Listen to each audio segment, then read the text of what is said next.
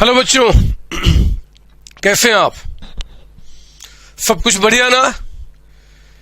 देखो, last time हमने basic accounting term में हम लोग बहुत सारी बातें डिस्कशन किए थे। याद कीजिए, लास्ट टॉपिक जो लास्ट क्लास मैंने आपको जहां छोड़ा था वो था हमारा लायबिलिटी का डिस्कशन। हमने आपको बताया था कैपिटल का मतलब होता है कि ओनर का कंट्रीब्यूशन इनटू द बिजनेस आपका, और लायबिलिटी का मतलब कहा था कि बाहर से जब भी कोई कर्ज लोगे लायबिलिटी आपका कहा जाएगा, ऑब्लिगेशन एक तरीके से कहा जाए। तो आज ना एक काम करते हैं, आज आज आज हम क्लास को आगे बढ़ाते हैं। लेकिन क्लास को आगे बढ़ाने के पहले थोड़ा सा मैं पीछे लेके चलूं। मैं कुछ आपको बताना चाहता हूं।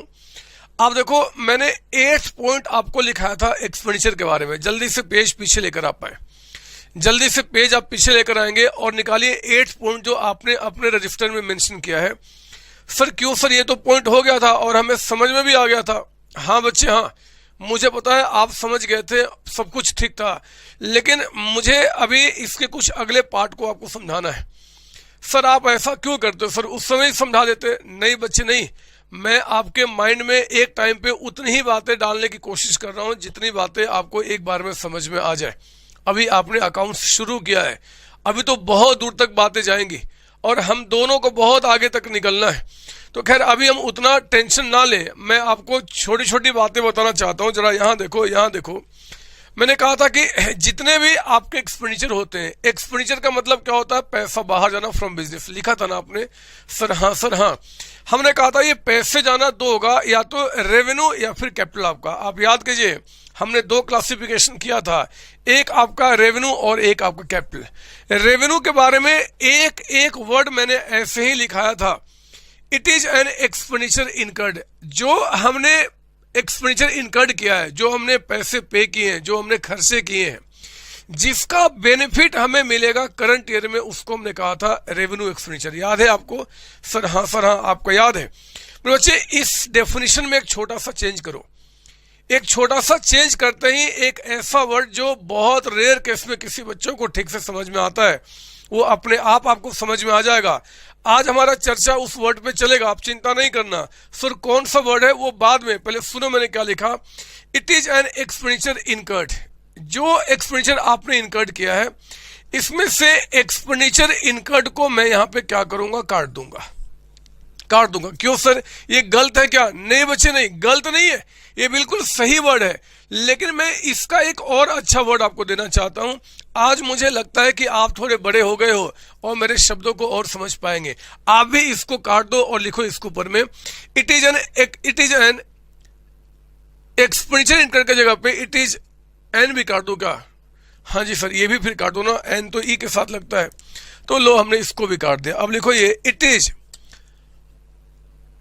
एन, लो एन आ ही गया, कोई बात नहीं। एन अमाउंट पेड, जो आपने अमाउंट पे किया है। एक्सपेंडिचर इनकर्ड करने का मतलब क्या होता है? अमाउंट पे करना, खर्चे करना। लेकिन कहेंगे it is an amount paid, और यहां पे एक नया वर्ड दे रहा हूं, और पेबल। लीजिए मेरा अब पर्पस पूरा हो गया। मेरे बच्चे, कोई पूछे आपसे कि जरा बताओ रेवेन्यू एक्सपेंडिचर क्या होता है, तो आप कहना या तो जो अमाउंट हम पे कर चुके हैं या फिर आगे पे करेंगे। हाँ, पे करेंगे जरूर, ये विश्वास है।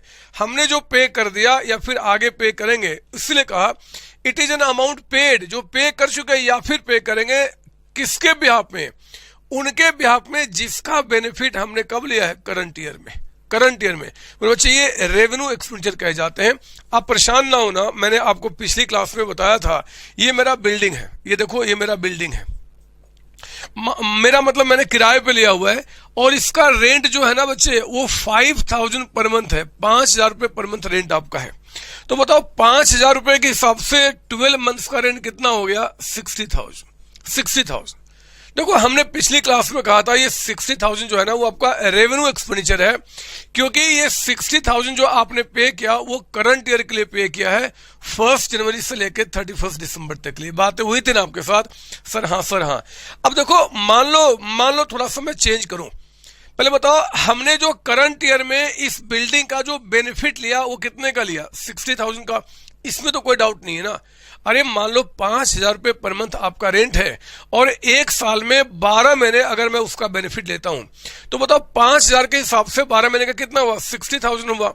ये 60,000 को हम क्या बोलेंगे, आपका रेवेन्यू एक्सपेंडिचर। क्या बोलेंगे हम, रेवेन्यू एक्सपेंडिचर। सर क्यों रेवेन्यू, क्योंकि मैंने बताया हुआ है इसका बेनिफिट आपने करंट ईयर में लिया, जिसका भी बेनिफिट आपको करंट ईयर में मिलेगा, ध्यान से सुनना, जिसका भी बेनिफिट आपको करंट ईयर में मिलेगा आप उससे रेवेन्यू एक्सपेंडिचर कहते हैं, है ना बच्चे। हाँ, अब देखो मैं डेफिनेशन में चेंज का मतलब क्या बता रहा हूं। मान लो इस 60,000 में से मैंने अपने लैंडलॉर्ड को, जो मेरा मकान मालिक है, उसको मैंने 55 पे कर दिया है। 60,000 रुपये यानी कि 60,000 मानता हूं रेंट बनता है, मुझे 60 पे करना है। लेकिन मेरे बच्चे इस वर्ष में करंट ईयर में अगर मान लो 55 पे कर दिया है और 5,000 अभी पेबल है। पेबल का मतलब क्या, बकाया है, मुझे अभी पे करना है, मुझे पे करना है। जरा बताओ कि क्या जो मुझे पे करना है वो कभी भी नहीं पे करना क्या? सर पे करना है सर, अभी तो कह रहे हो कि 60 में 55 पे किया तो 5 पे करना है। कब पे करूंगा? अगले साल पे कर दूंगा, अगले साल पे कर दूंगा। आप बताओ अगर अगले साल पे करूंगा तो पैसा बिजनेस से बाहर जाएगा कि नहीं जाएगा? सर जाएगा, वो भी एक्सपेंडिचर है, वो भी एक्सपेंडिचर है बच्चे। हमने कहा कि देखो जी आपका रेवेन्यू एक्सपेंडिचर का कोई बोलेगा बताओ डेफिनेशन क्या होता है, तो आप बताना। जो अमाउंट पे कर दिया या जो अमाउंट पे करना है, जो अमाउंट पे कर दिया या जो अमाउंट पे करना है, वो दोनों ही रेवेन्यू एक्सपेंडिचर कहे जाएंगे। हाँ ध्यान रहे, वो करंट ईयर का होना चाहिए, करंट ईयर का होना चाहिए, है ना बच्चे। तो वही तो हमने कहा, ये देखो it is an amount paid और पेबल, मतलब the benefit of which is consumed with in current year. Current year जैसे कि हमने कहा rent paid, salary paid, interest paid, ये सारे हाँ ये करंट ईयर का होना चाहिए, है ना। अब देखो मैं इसमें चेंज क्या करूंगा, रेंट पेड और पेबल, और पेबल, है ना बच्चे। चाहे पे कर दिया, चाहे पे कर दिया, चाहे पे करना है, वो हमारा रेवेन्यू ही कहा जाएगा। सैलरी पेड और पेबल, या तो मैं पे कर चुका हूं या भी पे करना है।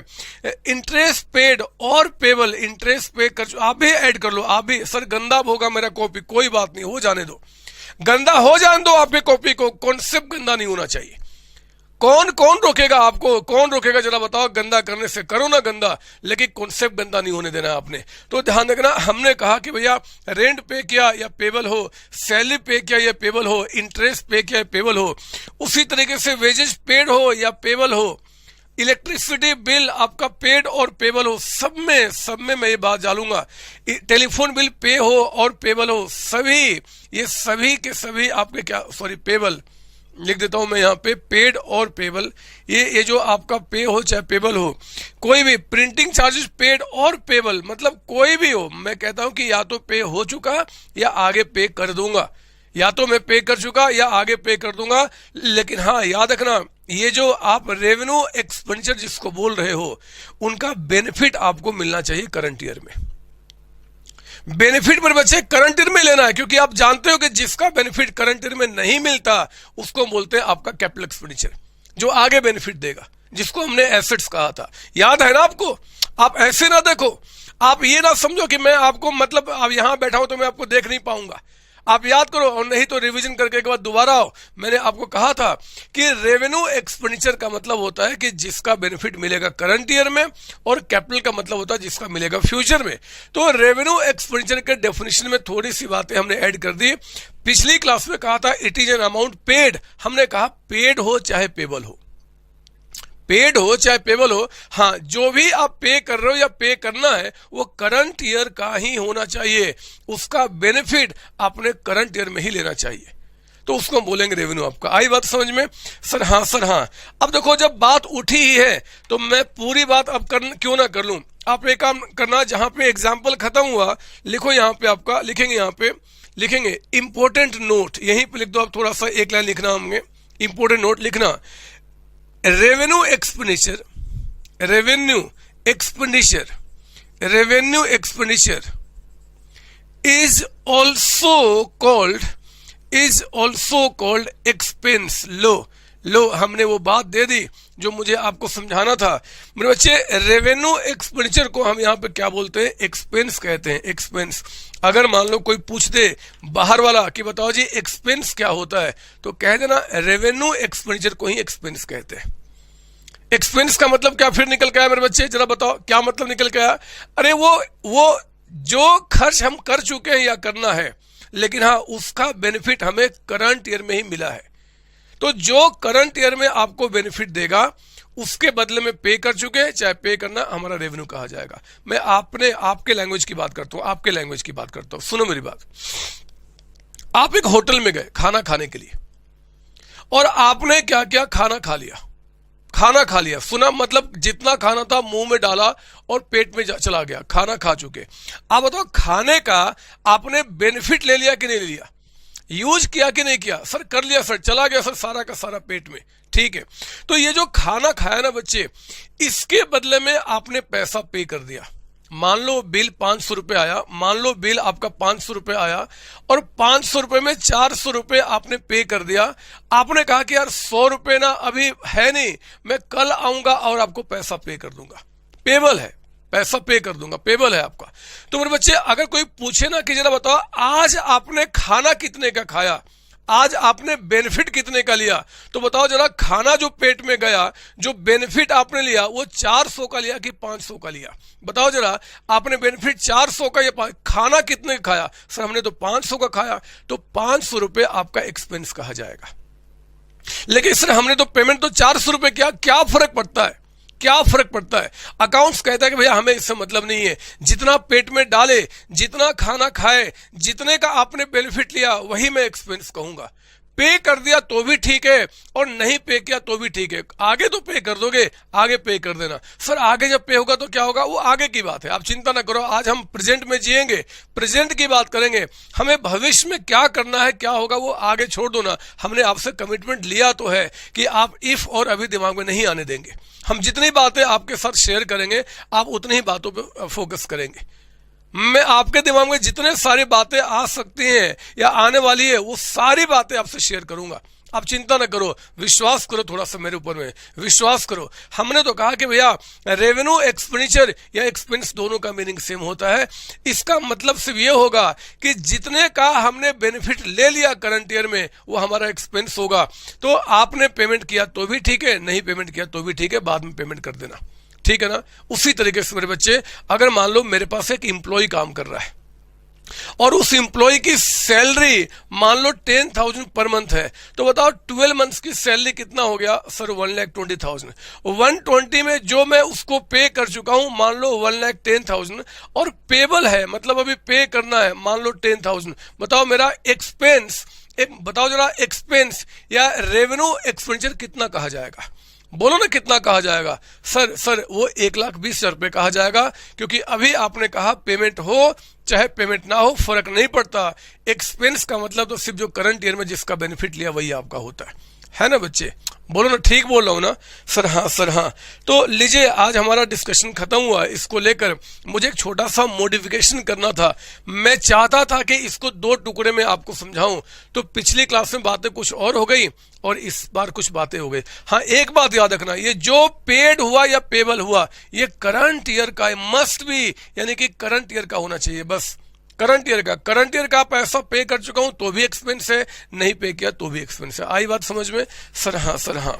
अच्छा चलो देखो, मैंने पिछली क्लास जो थी, मैंने पिछली क्लास यहाँ पे एंड नहीं की थी। आपको याद होगा जब मैं पिछली क्लास में आपके साथ चल रहा था तो मैं आपको लायबिलिटी की मैंने बातें आपके साथ की थी। लायबिलिटी मैंने आपको बताया था लायबिलिटी क्या होता है। एक हमने कैपिटल का डिस्कशन किया था, एक लायबिलिटी का, क्योंकि बातें मैंने थोड़ी सी पीछे से स्टार्ट की है। मेरे बच्चे मेरा फर्ज बनता है कि मैं आपको बता दूं कि हमने पिछली क्लास कहां से शुरू की थी। पिछली क्लास कहां से शुरू की थी तो मैंने रखा हुआ, आपको जरा सुनना, मुझे एक लिंक करना आपसे, जरा सुनना मेरी बात। सर क्या कर रहे हो? अभी बताता हूं मेरे बच्चे, अभी बताता हूं, अभी बताता हूं, थोड़ा सा समय दो।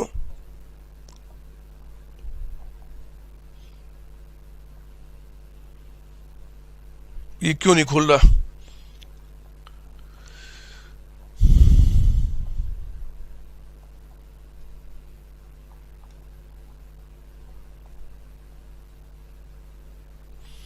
ये देखो जरा आप, मैं आपको दिखाऊं, मैंने पिछली क्लास आपके साथ कहां पे एंड की थी।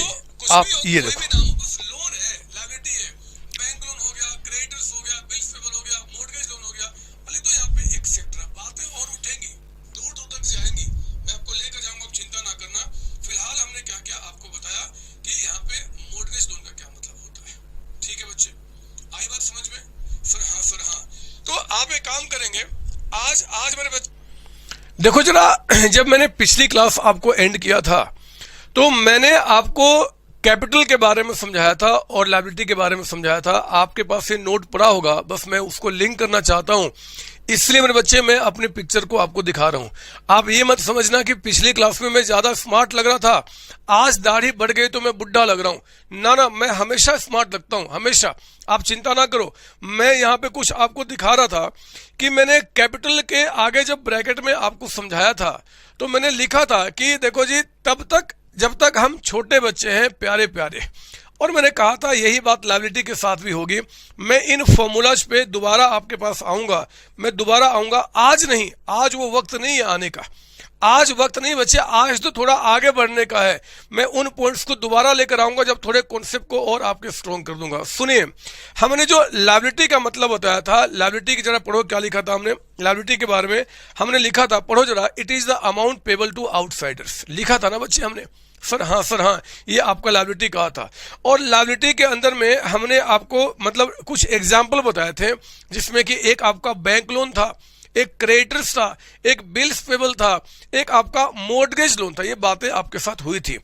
आज देखो, उसी के आगे कंटिन्यू करो, जहां पे लायबिलिटी का मीनिंग लिखा था उसके आगे लिखेंगे आप लायबिलिटी। मेरे बच्चे, लायबिलिटी का जहां पे आपने एग्जाम्पल खत्म किया उसके बाद लिखना शुरू करेंगे, उसके बाद लिखिए, यहां पे आपका लिखेंगे लायबिलिटीज। मैं उसके आगे कंटिन्यू कर रहा हूं।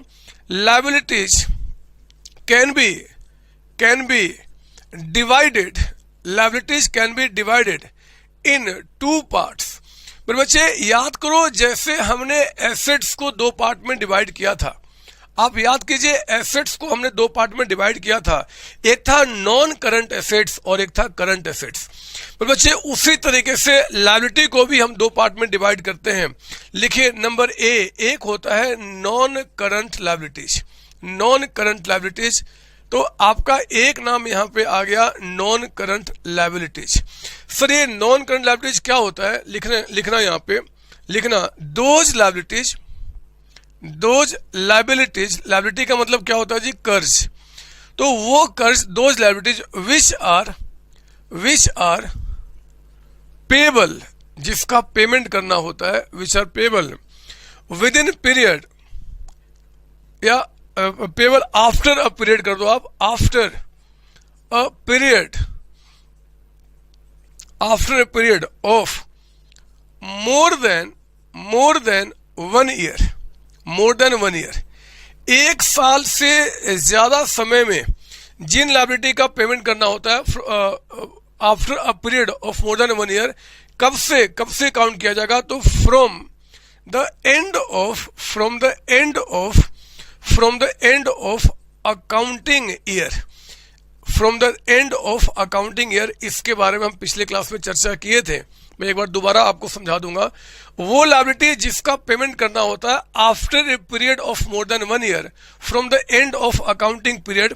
जैसे कि फॉर एग्जाम्पल मेरे बच्चे, जैसे लॉन्ग टर्म लोन हो गया, लॉन्ग टर्म लोन्स, वो लोन जो लंबे समय के लिए हमने लिया है, लंबा समय, 2 साल, 3 साल, 4 साल, 5 साल, 20 साल, 50 साल, 5000 साल, 5 लाख साल, कितने भी हो सकते हैं, बस जिनका पेमेंट 1 साल से 1 साल के बाद, मतलब 1 साल के पीरियड के बाद पेमेंट करना होता है, हम उसे बोलते हैं लॉन्ग टर्म लोन। आप यहाँ पे एक नाम लिखो, डिवेंचर्स। सर ये डिवेंचर्स क्या होता है? ये आज का हमारा विषय नहीं बच्चे। डिवेंचर्स का मीनिंग कभी बाद में समझाऊंगा, थोड़ा सा सब्र करो। जब हमारा 11th क्लास का पूरा अकाउंट जब आपका एंड होगा, ये सारी बातें अपने आप आपके दिमाग में क्लियर हो जाएंगी, बस थोड़ा सब्र कर लो। तो डिवेंचर्स, मान लो अभी फिलहाल एक लॉन्ग टर्म लायबिलिटी है। हाँ, पिछले क्लास में भी एक नाम हमने यूज किया था, मॉर्गेज लोन, मॉर्गेज लोन। तो मॉर्गेज लोन भी हम क्या बोलेंगे आपका यहाँ पे, लॉन्ग टर्म लायबिलिटी। इसका मीनिंग क्या है मैं आपको यहाँ पे समझा देता हूँ। ये देखो, अब इसका मीनिंग क्या हुआ, डायग्राम से समझेंगे। मान लो हमारा जो करंट ईयर है, ये रहा हमारा करंट ईयर। देखो मैं कैसे बता रहा हूं, जो 1 जनवरी 2018 से लेकर आपका 31 दिसंबर 2018 है। मैंने पिछले क्लास में भी कहा था, दोबारा कहता हूं कि ये जो non current liability, non current assets, current liability, current assets का जो क्लासिफिकेशन होता है, ये हमेशा at the end of accounting period होता है, at the end of year आपका।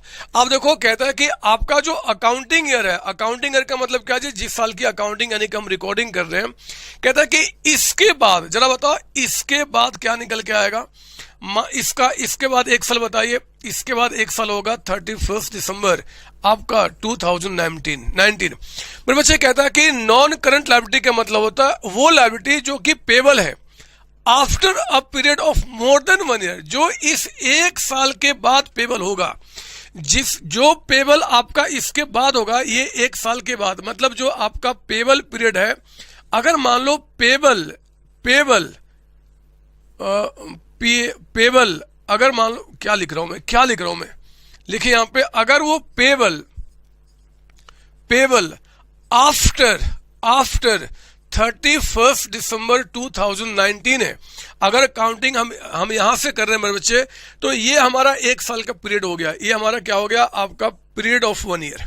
ये देखो पीरियड ऑफ 1 ईयर जो है, इस एक साल के बाद जो पेबल होगा, पेबल आफ्टर 31 दिसंबर 2019, हम इसको क्या बोलेंगे, आपका नॉन करंट लायबिलिटीज। हम इससे बोलेंगे नॉन करंट लायबिलिटीज आपका। तो नॉन करंट लायबिलिटी का मतलब होता है, फिर से सुनना, कि जब ईयर एंड होगा, जिस साल की हम बात कर रहे हैं, उस साल के एंड से हमेशा काउंटिंग होगा। उस साल के एंड से एक साल के पीरियड के बाद जिसका पेमेंट करना होगा, उसको क्या बोलेंगे, नॉन करंट लायबिलिटी। बी लिखो यहां पे, बी लिखो जरा, दूसरा आपका नाम होता है करंट लायबिलिटी। करंट लायबिलिटी आपका, सर ये करंट लायबिलिटी क्या होता है, करंट लायबिलिटी क्या होता है, लिखो यहां पे, लिखेंगे दोज लायबिलिटीज, वो लायबिलिटी, वो कर्ज विच आर पेबल, जिसका पेमेंट करना है with in period of 1 year, कब से काउंट किया जाएगा, तो from the end of current, और अच्छा लेते हैं हम, करंट अकाउंटिंग ईयर। मेरे बच्चे क्या निकल के आया सर यहाँ पे, मतलब देखो ना, ये हमारा रहा करंट अकाउंटिंग ईयर, यानी कि करंट ईयर। जरा बताओ करंट ईयर हमने क्या माना हुआ है बच्चों, हमने क्या माना हुआ है, सर ये माना हमने 1 जनवरी 2018 से लेकर आपका 31 दिसंबर 2018, ये हमारा करंट ईयर है। जरा बताओ ये रहा एंड ऑफ अकाउंटिंग ईयर, ये इसको हम क्या बोलते हैं, this is called end of accounting year. Accounting यानी कि जिस साल का अकाउंटिंग यानी कि रिकॉर्ड मेंटेन कर रहे हैं, उस साल का एंड। मुझे बताओ इस समय से लेकर आपका एक साल का पीरियड कब खत्म होगा, सर एक साल का पीरियड खत्म होगा 31 दिसंबर 2019 में।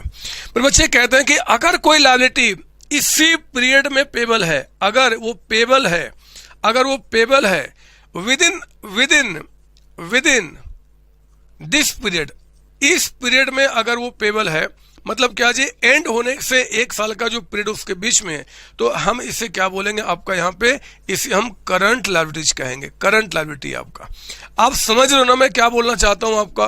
तो ये ध्यान देना, एक साल के बाद जो पेबल है वो नॉन करंट हो जाएगा, जो एक साल के अंदर पेमेंट करना उसको हम क्या बोलेंगे यहाँ पे, करंट लायबिलिटी बोलेंगे, करंट लायबिलिटी। लिखिए आगे यहाँ पे, फॉर एग्जाम्पल, अगर आप एग्जाम्पल मुझसे पूछें तो एग्जाम्पल में जैसे देखो आपका क्रेडिटर्स हो गया। मैं कोशिश कर रहा हूं अभी तक हम वही नाम यूज करें जो अभी तक हमने यूज कर लिया है। देखो ना, आपने जब गुड्स को परचेज किया था ऑन क्रेडिट, तो उनको हमने क्या कहा था, क्रेडिटर्स कहा था। मेरे बच्चे वो क्रेडिटर जो होते हैं ना, आपको 10 साल 20 साल का कर्ज नहीं देते। वो कहते हैं भैया ठीक है, आज सामान लिया, 2 महीने के बाद पेमेंट कर देना, 1 महीने के बाद पेमेंट करना, 10 दिन के बाद पेमेंट कर देना। वो शॉर्ट टर्म यानी कि करंट लायबिलिटी आपके होते हैं। सुना मेरी बात। उसी तरीके से एक आपका हो जाएगा क्रेडिटर से जुड़ा हुआ आपका बिल्स पेबल। हमने आपको बताया है बिल्स पेबल यानी कि अगर हमने किसी को पेपर पे साइन करके दिया हुआ है, इसी का दूसरा रूप होता है, ये भी हमारा क्या होगा, करंट लायबिलिटी आपका होगा, करंट लायबिलिटी होगा। कहता है कि मान लो साल के एंड में अगर कोई एक्सपेंसेज पेबल है। सर ये क्या, अभी बताया था, आप सुनो ध्यान से, अभी हमने बताया था, मान लो मेरा 5,000 रुपये पर मंथ रेंट है मेरे बच्चे। 5,000 पर मंथ के हिसाब से एक साल का रेंट आपका हो गया 60,000। 60 में 55 पे कर चुका हूं, 5,000 पेबल है, पे करना है। सुना मेरी बात, पे करना है। तो जो पे करना है ना, वो तो लायबिलिटी है, कर्ज है। अरे जो पे करना वो तो कर्ज हो जाएगा। तो वो 5,000 जो लास्ट में बकाया है ना, जो आपका, वो हम क्या करेंगे, एक्सपेंसेज पेबल, वो हमारी लायबिलिटी होती है और वो करंट लायबिलिटी है, क्योंकि ये बहुत समय नहीं, अगले 8-10 2-3 महीने के अंदर में आपको पेमेंट करना पड़ेगा। एक्सपेंसेज पेबल आपका, एक्सपेंसेज पेबल, ठीक है ना। और भी बहुत सारे नाम आएंगे, आप परेशान ना होना। अभी आप सिंपल शब्दों में मेरी बातों को सुनो। नॉन करंट लायबिलिटी मतलब वो कर्ज जो हमने लंबे समय के लिए लिया हुआ है और जो कर्ज हमें एक साल के अंदर पे कर देना है। हाँ, ये एक साल कब से काउंट किया जाएगा, तो from the end of accounting year, उसको हम क्या बोलेंगे, करंट लायबिलिटी। आई बात समझ में? अरे बात समझ में आई? सर हाँ, ये तो हम बात समझ गए। आगे बोलो सर, आगे बोलो। हो गया, अब क्या हो गया यहाँ पे, ये आपका नॉन करंट, इसको हम बोलते हैं करंट। आप चाहो तो लिख दो यहाँ पे, चाहो तो एक नाम और लिख दो यहाँ पे, bank overdraft. Bank overdraft. Sir फिर एक नया नाम दिया आपने, आने दो ना, अरे आने दो ना, जितने नए नाम आएंगे आने दो, बस उसको कहानी के रूप में समझ लो, बात खत्म हो जाएगी, रटना नहीं हमने। पता, मैं एक बिजनेसमैन हूं और मुझे रोज पैसे बिजनेस में लगाने होते हैं, निकालने होते हैं, मेरे खर्चे होते हैं, पैसे आते हैं, बहुत सारे काम होते हैं। पता, मेरा जो बैंक वाला है ना बच्चे, मेरा बैंक वाला, उसने मुझे एक फैसिलिटी दी है। सर क्या फैसिलिटी दी है? उसने कहा कि मान लो कभी आपके पास पैसे ना हो, अगर कभी आपके पास पैसे ना हो तो भी आप अपने बैंक अकाउंट से कुछ पैसे निकाल सकते हो।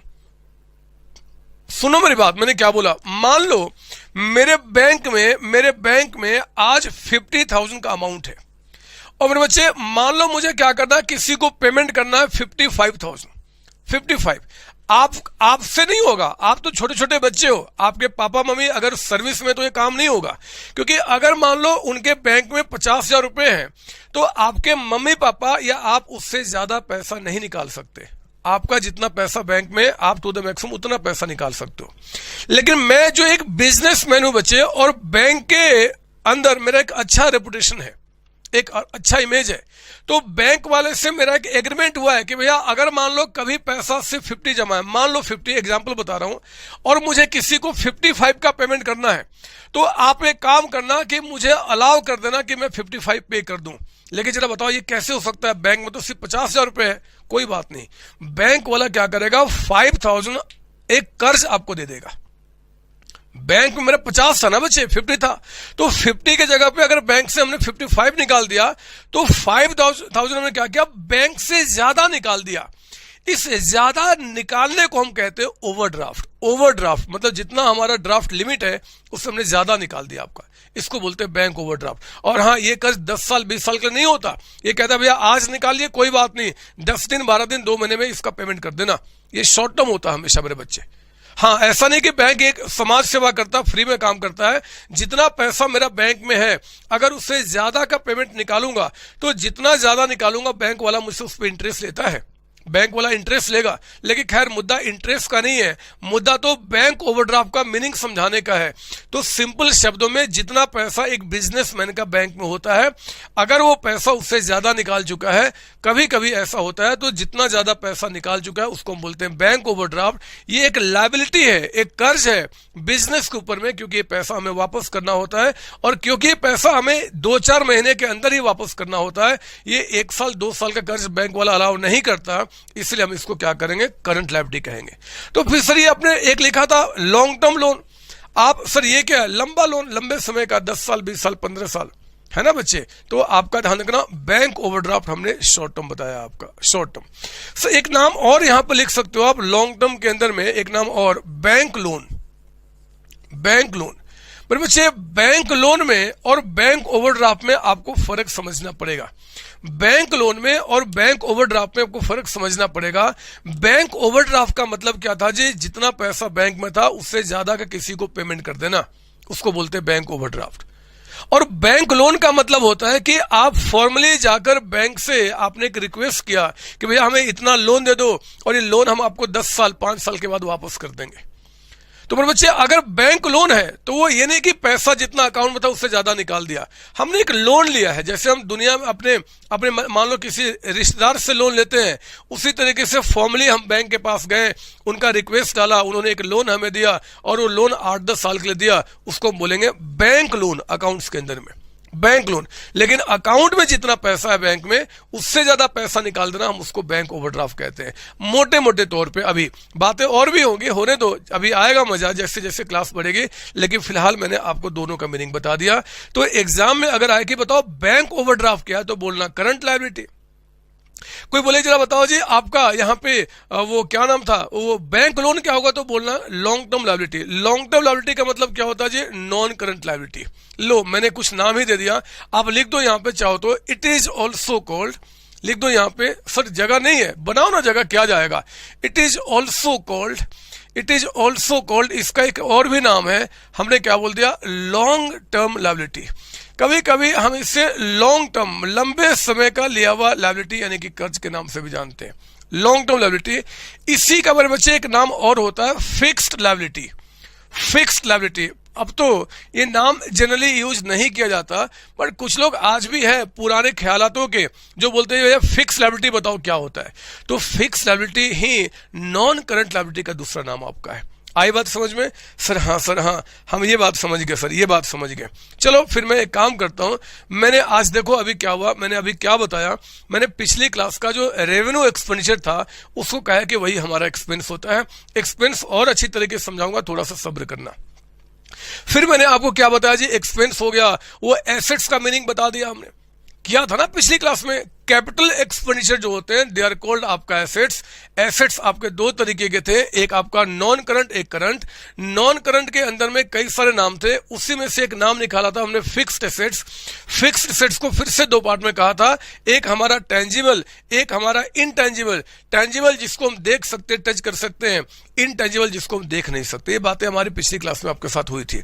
आओ जरा, अरे हाँ मैं तो बताना ही भूल गया, हमने लायबिलिटी के पहले कैपिटल मीनिंग को समझा था, कैपिटल का मीनिंग समझा था, याद है आपको? सर हाँ। देखो कैपिटल का मतलब हमने क्या बताया था, जरा बताओ। कैपिटल का मतलब अभी जो लिख रहा हूं उसको मत लिखना, ये हमने लिखाया हुआ पहले से आपको। बताओ कैपिटल का मतलब क्या था। सर आपने कहा था कि जो amount invested bye, amount invested bye आपका ओनर कह दो, ओनर मतलब ओनर का मतलब क्या जी, मालिक। Into the business, into the business is called capital.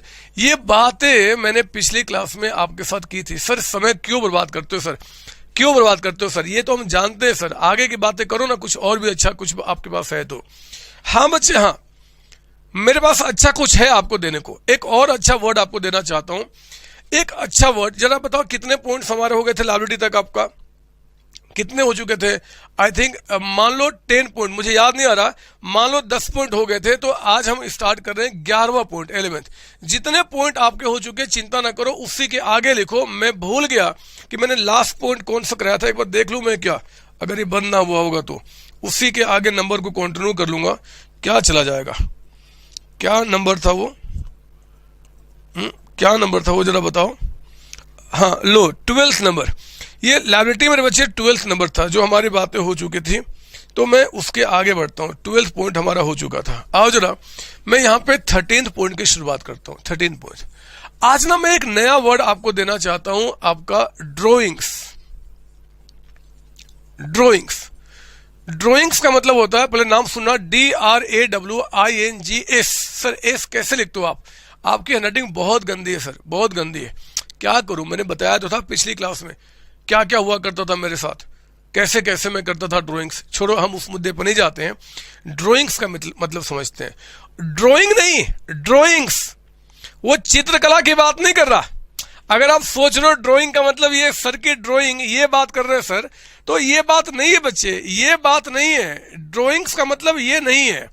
Drawings का मतलब वो तो ड्राइंग होता है, दिस इज कॉल्ड ड्राइंग करना। चलो जी मैं जा रहा हूं ड्राइंग करने के लिए, ये ड्राइंग आपका हो गया। हमने कहा यहां पे ड्राइंग्स है, ड्राइंग्स है, ड्राइंग। सर क्या होता है? एक बात बताओ, मैं एक बिजनेसमैन हूं, मानता हूं कि मैं एक टीचर हूं मेरे बच्चे, लेकिन मैं बिजनेस भी कर रहा हूं। ये क्लासेस जो आपको दे रहा हूं ना, मैंने क्या किया, मैंने एक टीम बनाई हुई है। वो टीम का मतलब एक मैं प्रोप्राइटर हूं, एक बिजनेसमैन हूं। आप मुझे देख के बताओ, ईमानदारी से बताना, झूठ नहीं बोलना। आप मुझे बताओ, मुझे भूख लगती है कि नहीं लगती है? बस इतना बताओ, क्या मुझे भूख लगती है कि नहीं लगती है? क्या मैं ऐसे ही हूं क्या कि हाँ जी 30, 40, 50 साल, 60 साल से मैं कुछ खाता नहीं, मेरा कोई काम नहीं, कोई यूज नहीं, बस मैं पढ़ा रहा हूं? ऐसा तो नहीं होता होगा ना, भूख भी लगती होगी। सर हाँ सर, भूख तो मुझे भी लगती है, आपको भी लगती होगी, आप भी इंसान ही तो हो सर। एक बिजनेसमैन भी एक इंसान ही तो होता है। आपने बिल्कुल सही बोला बच्चे, मैं भी एक इंसान हूं, मुझे भूख लगती है। आप बताओ, भूख जब लगेगी तो मुझे खाना होगा ना? सर हाँ सर, खाना होगा। आप बताओ, वो खाने के लिए पैसे कहां से लेकर आऊंगा? बोलो ना, कहां से लेकर आऊंगा? अरे कहां से लाऊंगा बताओ ना? जब मुझे भूख लगेगी तो पैसे कहां से निकालूंगा? सर बिजनेस से ही तो निकालोगे सर। अरे आप जो बिजनेस कर रहे हो तो आपका काम ही यही है, आपका धंधा ही यही है, तो इस धंधा यानी कि बिजनेस से ही तो निकालोगे। ठीक बोला आपने, बिजनेस से निकालूंगा, क्योंकि मैं कहीं जॉब तो करता नहीं, जो मुझे घर के खर्चे में इसी में से निकालता हूं। चलो और आगे बढ़ता हूं। मुझे बताओ, मान लो मेरे छोटे छोटे बच्चे हैं, उनको पढ़ाना है, उनको पढ़ाने के लिए अगर मान लो उनका स्कूल का फीस पे करना, वो पैसे मैं कहां से लेकर आऊंगा? सर वो भी आप बिजनेस से ही निकालोगे। आप बिल्कुल, पता नहीं आज आपको क्या हो गया है, आप इतना फटाक जवाब दे रहे हो कि मैं हैरान हूं कि आप कैसे इतना सोच ले रहे हो। चलो आगे, मेरा एक दोस्त है, उसका बर्थडे है बच्चे, उसको मुझे गिफ्ट देना है, बताओ उस गिफ्ट के लिए पैसे कहां से निकालूंगा? सर बिजनेस से तो निकालोगे। अरे मुझे आज विश्वास नहीं हो रहा है कि मेरे शब्द खत्म हो रहे हैं और आप जवाब दे रहे हो, ये कैसे हो जा रहा है? क्या, चलो मैं आगे की बात करता हूं। मुझे बताओ कि मान लो मुझे अपने मम्मी पापा को एक कार गिफ्ट करनी है, उनके लिए एक नया घर लेना है, उसके लिए पैसा कहां से निकालूंगा? सर अब ना आप हमें इतना बोर कर दिया ना कि मैं क्या बताऊं। अरे बिजनेस से निकालोगे सर, बिजनेस से निकालोगे। बिल्कुल सही कहा, बोला, बिल्कुल सही बात मेरे बच्चे। बिजनेस से जो भी पैसा निकाल रहा हूं अपने पर्सनल काम के लिए, मैंने जितने सारे एग्जाम्पल लिए, मुझे खाना है, मुझे अपने बच्चे को पढ़ाना है, मुझे मम्मी पापा के लिए गिफ्ट लेना है, ये ऑल आर आपका पर्सनल वर्क, ये सारे मेरे पर्सनल वर्क है। तो पर्सनल वर्क के लिए जो भी पैसा मैं बिजनेस से निकालूंगा, मेरे बच्चे, उसको हम यहां पे ड्राइंग्स का नाम देते हैं। सुना मेरी बात? यहां पे ड्राइंग्स करना मतलब कि बिजनेस से पैसा निकालना आपका काम के लिए, मतलब घर के लिए। अच्छा एक बात बताओ, छोड़ो आप प्लीज बुरा नहीं मानना, मैं आपको बताऊं, आप बोलोगे फिर से सर एग्जांपल पूछ रहे हो। ना मैं पूछता हूं, देखो जरा यहाँ पे क्या, अरे अभी जो मैंने बात की आपसे ड्राइंग्स करने की, जरा बताओ खाने के लिए क्या निकालूंगा? बिजनेस से क्या निकालूंगा? खाना निकालूंगा कि पैसा लेके जाऊंगा? सर पैसे लेके जाओगे, पैसे से तो सामान मिलेगा। अब बताओ, मुझे बच्चे को ट्यूशन फी पे करना है, मुझे बच्चे का स्कूल फी पे करना, वो क्या निकालूंगा बिजनेस से? सर पैसा ही निकालूंगा। सब ड्राइंग्स कहे जाते हैं बच्चे, है ना? अच्छा मुझे बताओ, ये मैं क्या करता हूं, किसी को बताना नहीं बताना किसी को। अरे मैं एक साइड बिजनेस भी कर रहा हूं इसके साथ साथ, और पता हो साइड बिजनेस किसी का है? वो मार्कर को बनाकर मैं मार्केट में बेचता हूं। सुना मेरी बात? किसी को बताना नहीं, ये बात मेरे और आपके बीच में रहनी चाहिए। मेरा एक काम और भी है कि मैं मार्कर को बनाता हूं और बनाकर मार्केट में बेचता हूं, ये मेरा काम है बच्चे, ये भी मेरा एक बिजनेस है। ये भी मतलब दो बिजनेस कर रहा हूं, एक तो आपको पढ़ाने का और इसका। मुझे बताओ, ये जो मार्कर जो मैं बना रहा था, उस बिजनेस की बात कर रहा हूं, अभी इस बिजनेस की बात नहीं कर रहा मैं, उस बिजनेस जहां पे मार्कर बना रहा हूं। मैंने उसमें से 2 मार्कर निकालकर अपने घर में यूज कर लिए, मार्कर को मैंने क्या किया, बिजनेस से निकाला। ऐसे तो बेचता हूं, ये बेचने के लिए है मेरे बच्चे, ये गुड्स जो है ना मेरा बेचने के लिए, लेकिन मैंने 2 मार्कर अपने घर में भी यूज कर लिया। ये 2 मार्कर जो अपने घर में यूज किया, ये भी तो पर्सनल यूज हुआ बच्चे। उस बिजनेस से निकालकर अगर मान लो मैंने मार्कर यूज किया, या मान लो एक बात कहता हूं, ऐसे ले लो, एक आदमी क्या करता है, वो एसी बना के बेचता है, उसका काम ही एसी बनाना बेचना है, मतलब एसी क्या उसका गुड्स है। अब वो उसमें से एक एसी निकाल के घर में यूज कर लिया, वो भी तो ड्राइंग्स हुआ। अरे वो भी तो ड्राइंग्स हुआ। ड्राइंग्स का मतलब सिंपली होता है कि आप अपने बिजनेस से या तो कैश या फिर आपका कोई काइंड में सामान, मतलब कोई गुड्स आप अगर विड्रॉ करते हो, किस काम के लिए? पर्सनल यूज के लिए, तो हम उसको ड्राइंग्स कहेंगे, है ना बच्चे। मैं इसी बात को आपको लिखाना चाहता हूं, लिखिए जरा यहां पे, लिखेंगे आप यहां पे ड्राइंग्स का मतलब it is the amount, it is the amount, it is the amount withdrawn, जो अमाउंट यानी कि कैश आपने विड्रॉ किया, विड्रॉन, और गुड्स, गुड्स यानी कि जिसमें आप डील कर रहे हो, goods taken, taken, it is the amount withdrawn और गुड्स टेकन बाय द, कौन लेके चला गया? Proprietor, proprietor. सर ये प्रोप्राइटर क्या होता है? अरे प्रोप्राइटर जो है बच्चे, वो जो आपका बिजनेसमैन है ना, बिजनेसमैन, ओनर, हम ओनर को ही प्रोप्राइटर भी कहते हैं। कई सारे नाम है, कई सारे नाम, ओनर कह दो, प्रोप्राइटर कह दो, सबका मीनिंग सेम होता है। तो it is the amount withdrawn और गुड्स टेकन बाय प्रोप्राइटर। क्या मतलब प्रोप्राइटर का? ओनर, लिख दो ब्रैकेट में यहां पे ओनर। तो it is the amount withdrawn और आपका गुड्स टेकन बाय प्रोप्राइटर, किसके लिए? तो for the personal use, personal use. तो बच्चे पर्सनल का मतलब होता है अपने लिए, चाहे अपने फैमिली के लिए, मतलब अपने घर के काम के लिए जो भी आप विड्रॉ करोगे, चाहे तो आपका कैश हो बिजनेस से, चाहे वो आप जिस चीज में डील करो वो गुड्स हो, दोनों ही केस में हम इसको ड्राइंग्स का नाम देंगे, ड्राइंग्स का नाम देंगे। बात समझ में आ रही है? सर हाँ, सर हाँ, आपने बिल्कुल ठीक बोला सर, और हम इस बात को समझ गए। बताओ ना सर आगे कुछ और भी।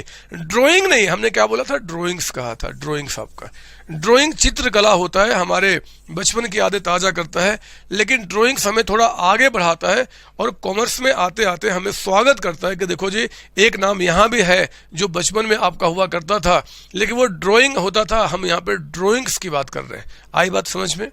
बात समझ में आई? सर हाँ, सर हाँ। तो सिंपल शब्दों में ड्राइंग्स का मतलब क्या निकल के आया?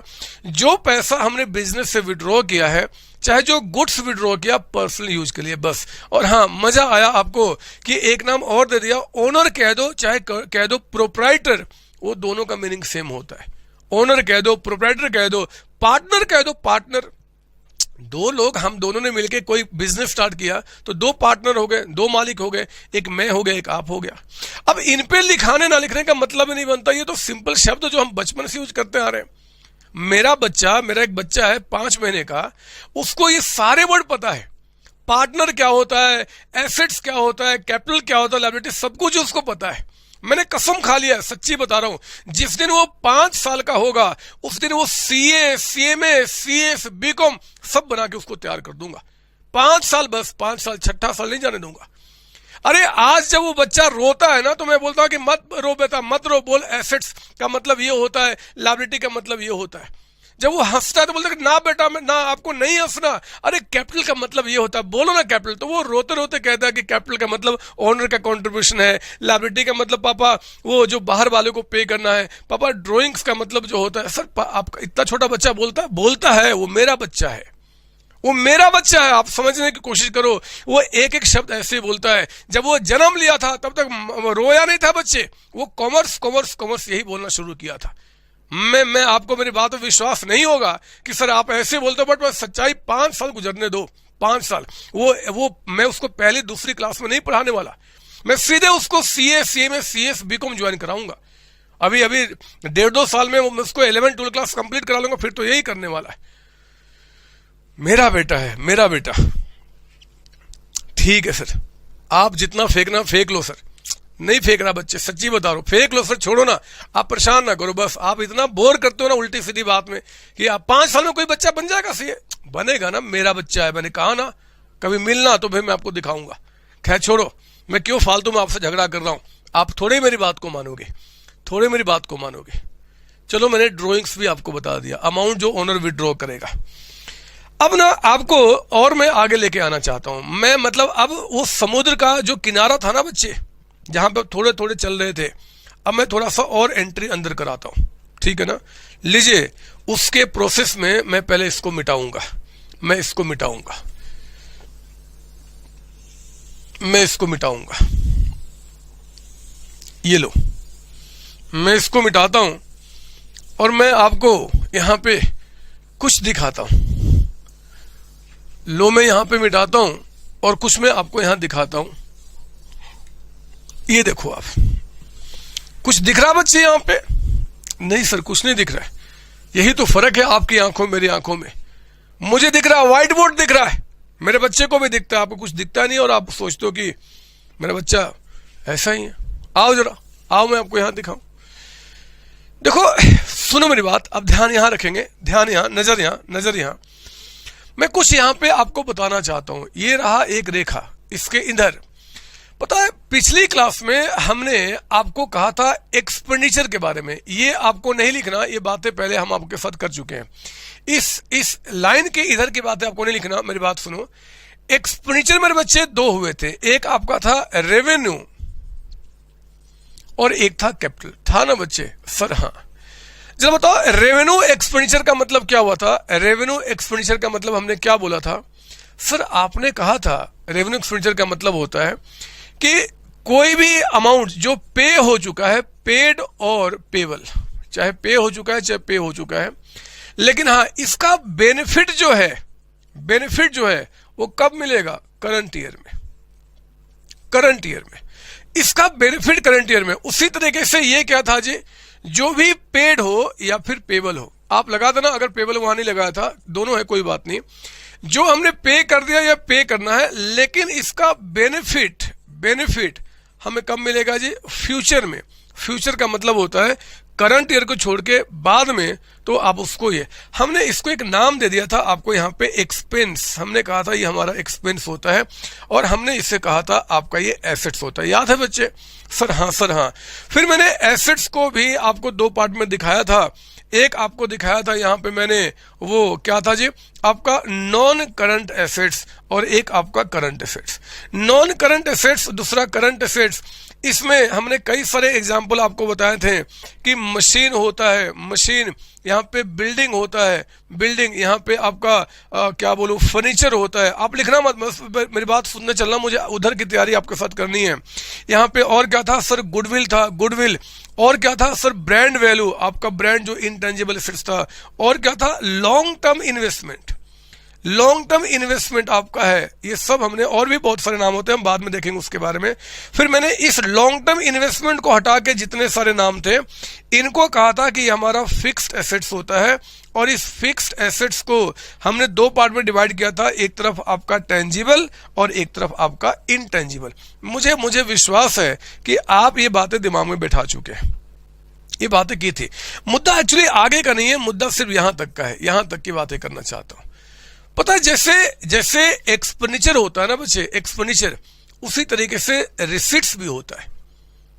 आप मुझे बताओ, क्या मैं अपने बिजनेस में, जो मैं बिजनेस कर रहा हूं एजुकेशन का, क्या मुझे इसमें पैसे नहीं आते? क्या बिजनेस ऐसे हो जाता है? क्या बिना पैसे को हो जाएगा? नहीं सर नहीं, पैसे तो आएंगे तभी तो काम चलेगा सर, पैसा आएगा मेरे बच्चे।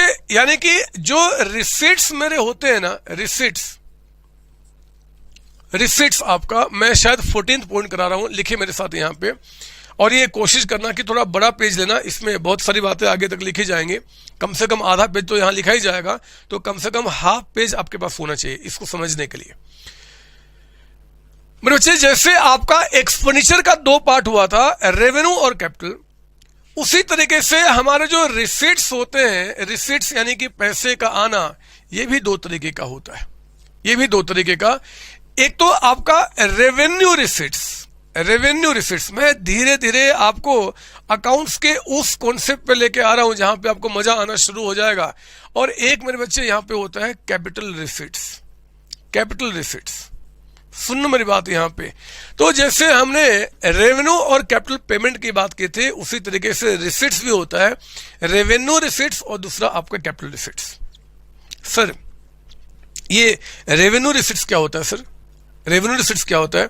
और सर ये कैपिटल रिसिट्स क्या होता है? मैं आपको बताता हूं। आप पहले दिमाग शांत करो। आप मेरे और अपने बीच में जो अभी पहले झगड़ा चला था उसको भूल जाओ बच्चे। झगड़े नहीं करने, हमने नहीं करना। आप प्लीज मेरी बात 2 मिनट सुन लो। मैं आपको बताना चाहता हूं कि आखिर रेवेन्यू रिसिट्स और कैपिटल रिसिट्स होते क्या है। सुनो सुनो सुनो सुनो मेरी बात। देखो, अगर कोई कहना रेवेन्यू रिसिट्स, पहले तो रिसिट्स का मतलब ध्यान देना, पैसा आना। ये ठीक लिख रहा हूं ना सर? हाँ, ये होता है पैसा आना। कहां? Into the business. बात तो बिजनेस की हो रही है, तो बिजनेस में पैसा आना, ये हमने क्या बोला था जी? पैसा जाना। ये था आपका पैसा जाना, जाना फ्रॉम बिजनेस। ये था बिजनेस से पैसा जाना। और मेरे बच्चे, ये बिजनेस में पैसे आने की बात कर रहा हूं, बिजनेस में पैसा आना। एक बात बताओ, लो मैंने छोड़ दिया पढ़ाना, नहीं पढ़ा रहा मैं आपको, नहीं पढ़ना, नहीं पढ़ाना, मुझे समझ में नहीं आ रहा इसमें कौन सी ऐसी बात है कि मैं आपको पढ़ाऊं। आप जरा दिमाग शांत करो और मुझे बताओ, मैं एक बिजनेसमैन हूं, COC कॉन्सेप्ट ऑनलाइन क्लासेस जो है मेरी कंपनी है, जिसके थ्रू मैं काम को आगे बढ़ा रहा हूं। मुझे सिर्फ इतना बताओ, मुझे सिर्फ इतना बताओ कि मेरा जो बिजनेस है, मतलब आप मुझे ही कंपनी मान लो, बताओ इस बिजनेस में पैसे कहां कहां से आ रहे हैं? बोलो ना, मेरे बिजनेस में पैसे कहां कहां से आ रहे हैं? जरा सोच के बताओ कहां कहां से। सर बिजनेस में सर पैसा एक तो आता है सर वो गुड्स बेचकर।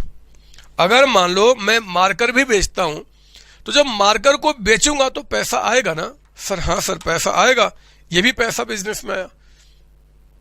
और बताओ कहां से आएगा? अगर मान लो मैं अपना एजुकेशन बेच रहा हूं, अगर मैं सर्विस में हूं, तो सर्विस बेच के पैसा आ रहा होगा, आ रहा होगा ना बच्चे? सर हाँ, सर्विस बेच के ही पैसा आ रहा है आपका। आप जो क्लासेस बेचते हो उससे पैसे आते हैं आपके पास, तो वो भी मेरा क्या हुआ जी? वो भी पैसा आया। और बताओ पैसे कहां से आएंगे? सर बिजनेस और पैसा कहां से आएगा? अरे हाँ सर, हाँ, वो जो आपने बिजनेस वो जो लोन लिया था ना आपने, लोन, जब बैंक से लोन लोगे तो भी तो सर पैसा बिजनेस में आएगा, आएगा ना सर? हाँ। अच्छा मुझे बताओ जरा कि वो जो आपने मॉर्गेज लोन लिया, मतलब कर्ज लेना, तो भी तो पैसा आएगा, आएगा ना पैसा? सर हाँ सर, ये सारे पैसे आएंगे। मुझे और बताओ पैसे कहां से आएंगे? बोलो ना, सोचो ना, कुछ नहीं है अकाउंट्स में।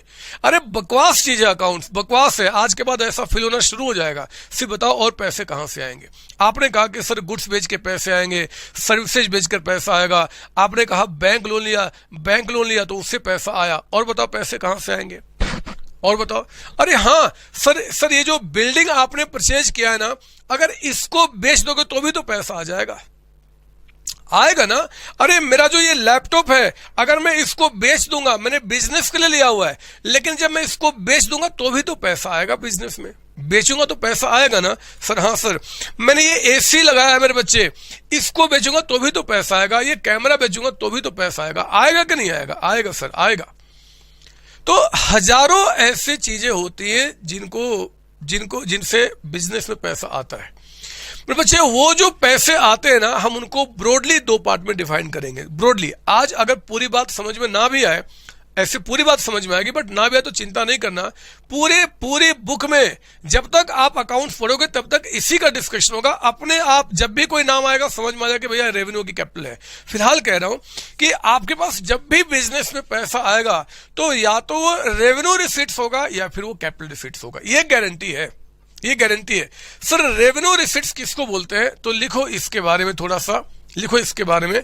कहता है कि अमाउंट रिसीव्ड, या तो मैं अमाउंट रिसीव कर चुका हूं और रिसीवेबल या फिर रिसीव करना है। रिसीव्ड का मतलब क्या होता है? पैसा मिल जाना। रिसीवेबल का मतलब क्या होता है जी? पैसा मिलेगा कुछ समय में। तो अमाउंट जो रिसीव कर लिया या रिसीवेबल है, किससे? From sale of goods, goods and services. मेरे बच्चे, जिस किसी चीज का मैं बिजनेस कर रहा हूं, उसको बेच कर जो पैसा मिल गया या मिलना है, तो अमाउंट रिसीव और receivable from sale of goods और सर्विसेज इन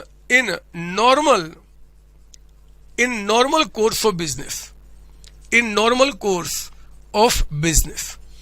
बिजनेस में जो मैं बिजनेस कर रहा हूं, उस बिजनेस में जो भी गुड्स या सर्विसेज बेच रहा हूं, इस गुड्स एंड सर्विसेज को बेच के जो पैसा मिल गया, जो मिलना है, उसको हम क्या बोलेंगे? रेवेन्यू रिसीट्स, कॉमा, या फिर और कहें आप इसके अंदर में, या फिर आपका जैसे कि इंटरेस्ट, हमने कोई इंटरेस्ट कमाया ऑन डिपॉजिट्स, हमने पैसा जो बैंक में रखा था ना बच्चे, एफडी किया था, उससे कुछ इंटरेस्ट कमा लिया, कोई स्क्रैप बेच दिया, मान लो सेल ऑफ यहाँ पे स्क्रैप हो गया, सेल ऑफ स्क्रैप एक्सेट्रा, बहुत सारी बातें होती है, हम आगे बात इससे करते रहेंगे। लेकिन मोटे मोटे तौर पे कोई कहे कि यार रेवेन्यू रिसिट्स क्या होता है, मेरे बच्चे जो मेरा मेन काम है, जिस काम को मैं कर रहा हूं, अगर मैं आपको एजुकेशन बेच रहा हूं, सर्विसेज बेच रहा हूं, तो सर्विस बेच के जो मुझे पैसा आएगा, अगर मैं गुड्स को बेच रहा हूं तो गुड्स बेच के जो पैसा मेरे पास आएगा, ये सारे के सारे क्या बोले जाएंगे, आपके रेवेन्यू रिसिट्स। हमने कोई इंटरेस्ट कमाया, कोई स्क्रैप पड़ा था, स्क्रैप नहीं होता बच्चे, आपके घर में वो जो आपके पेपर सब कबाड़ी बन जाते हैं, कुछ पुराने सामान होते हैं, हम उसको क्या करते हैं, बेच देते हैं। स्क्रैप आपका मैगजीन बेच दिया, न्यूज़पेपर बेच दिया, ये सारे क्या बोले जाएंगे, रेवेन्यू रिसिट्स आपके। आई बात समझ में? आई बात? अभी चिंता नहीं करना, अभी इफोर नहीं आने देना, मैं अभी आऊंगा, अभी बातें खत्म नहीं हुई हैं। जब मेरा ये टॉपिक, मैंने 6 से 7 क्लास का आपसे कमिटमेंट लिया है, 6 से 7 क्लास में इफ और या इसके आगे के दायरे के बारे में आप सोचोगे ही नहीं, हम जितना बोलेंगे उतना ही आप सोचोगे, और किसी पे विश्वास नहीं करोगे, किसी पे विश्वास नहीं, बस मुझ पे आप आंख बंद करके 6 से 7 क्लास विश्वास करो, फिर देखो अकाउंट्स क्या स्ट्रॉन्ग में करता हूं आपको मजा देना शुरू करूंगा अकाउंट्स का। बस 6 से 7 क्लास, अभी तो 3-4 क्लासेज हमारी अभी हुई हैं। सुनिए ध्यान से, जो अमाउंट रिसीव्ड हो गया या रिसीवेबल है फ्रॉम सेल ऑफ गुड्स या services in normal course of business, या फिर जो इंटरेस्ट कमाया होगा, कोई स्क्रैप मतलब जो छोटे मोटे खराब सामान नहीं होते, मैगजीन हो गया, न्यूज़पेपर हो गया, उसको बेच दिया तो जो आया उसको हम क्या बोलेंगे, रेवेन्यू आपका। फिर सर कैपिटल रिसिट्स क्या होता है, अब तो आप ही बता दो, अब तो आप ही बताओ कि जब मैंने एक दायरा आपको दे दिया रेवेन्यू रिसिट्स का कि भैया गुड्स बेचना, जो काम कर रहे हो उस काम में जो गुड्स बेच रहे हो, जो काम कर रहे हो, जो एक राशन वाला है, राशन वाला अपना गुड्स बेचता है ना बच्चे, सर हाँ बेचता है, तो गुड्स जो बेचता है उससे जो पैसा आ गया या जो आगे आएगा, कोई बात नहीं, मिल गया तो भी ठीक है, नहीं तो फिर अगले महीने मिल जाएगा, कौन सी बड़ी बात है, वो सारे रेवेन्यू रिसिट्स कहे जाएंगे।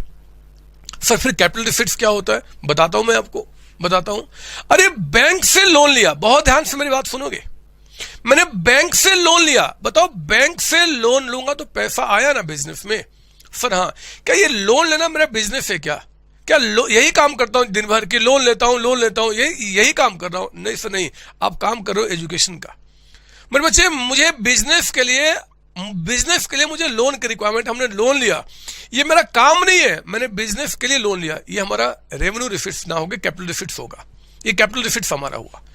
मैंने क्या किया जरा और सुनना, ये जिसको मैंने एसेट्स कहा था ना, कैपिटल एक्सपेंडिचर, जिसको मैंने एसेट्स कहा था, मशीन, बिल्डिंग, फर्नीचर, अगर मैं इनको बेच देता हूं तो पैसा जो आएगा वो भी कैपिटल रिसिट्स कहा जाएगा। अरे जिसको हमने कैपिटल एक्सपेंडिचर कहा था, इस कैपिटल एक्सपेंडिचर से जो भी हमारे पास रिकवरी होगा, आज बिल्डिंग परचेज किया, हमने पे कर दिया, कल इस बिल्डिंग को बेच दिया, पैसे खूब सारे आ गए, वो कैपिटल रिसिट्स कहा जाएगा। तो आपके पास एक मैंने सिंपल सा आपको क्लासिफिकेशन दिया कि रेवेन्यू रिसिट्स का मतलब होता है कि बिजनेस का जो नॉर्मल कोर्स है, जो काम आपका है, उससे जो आएगा मैं उसको रेवेन्यू कहूंगा।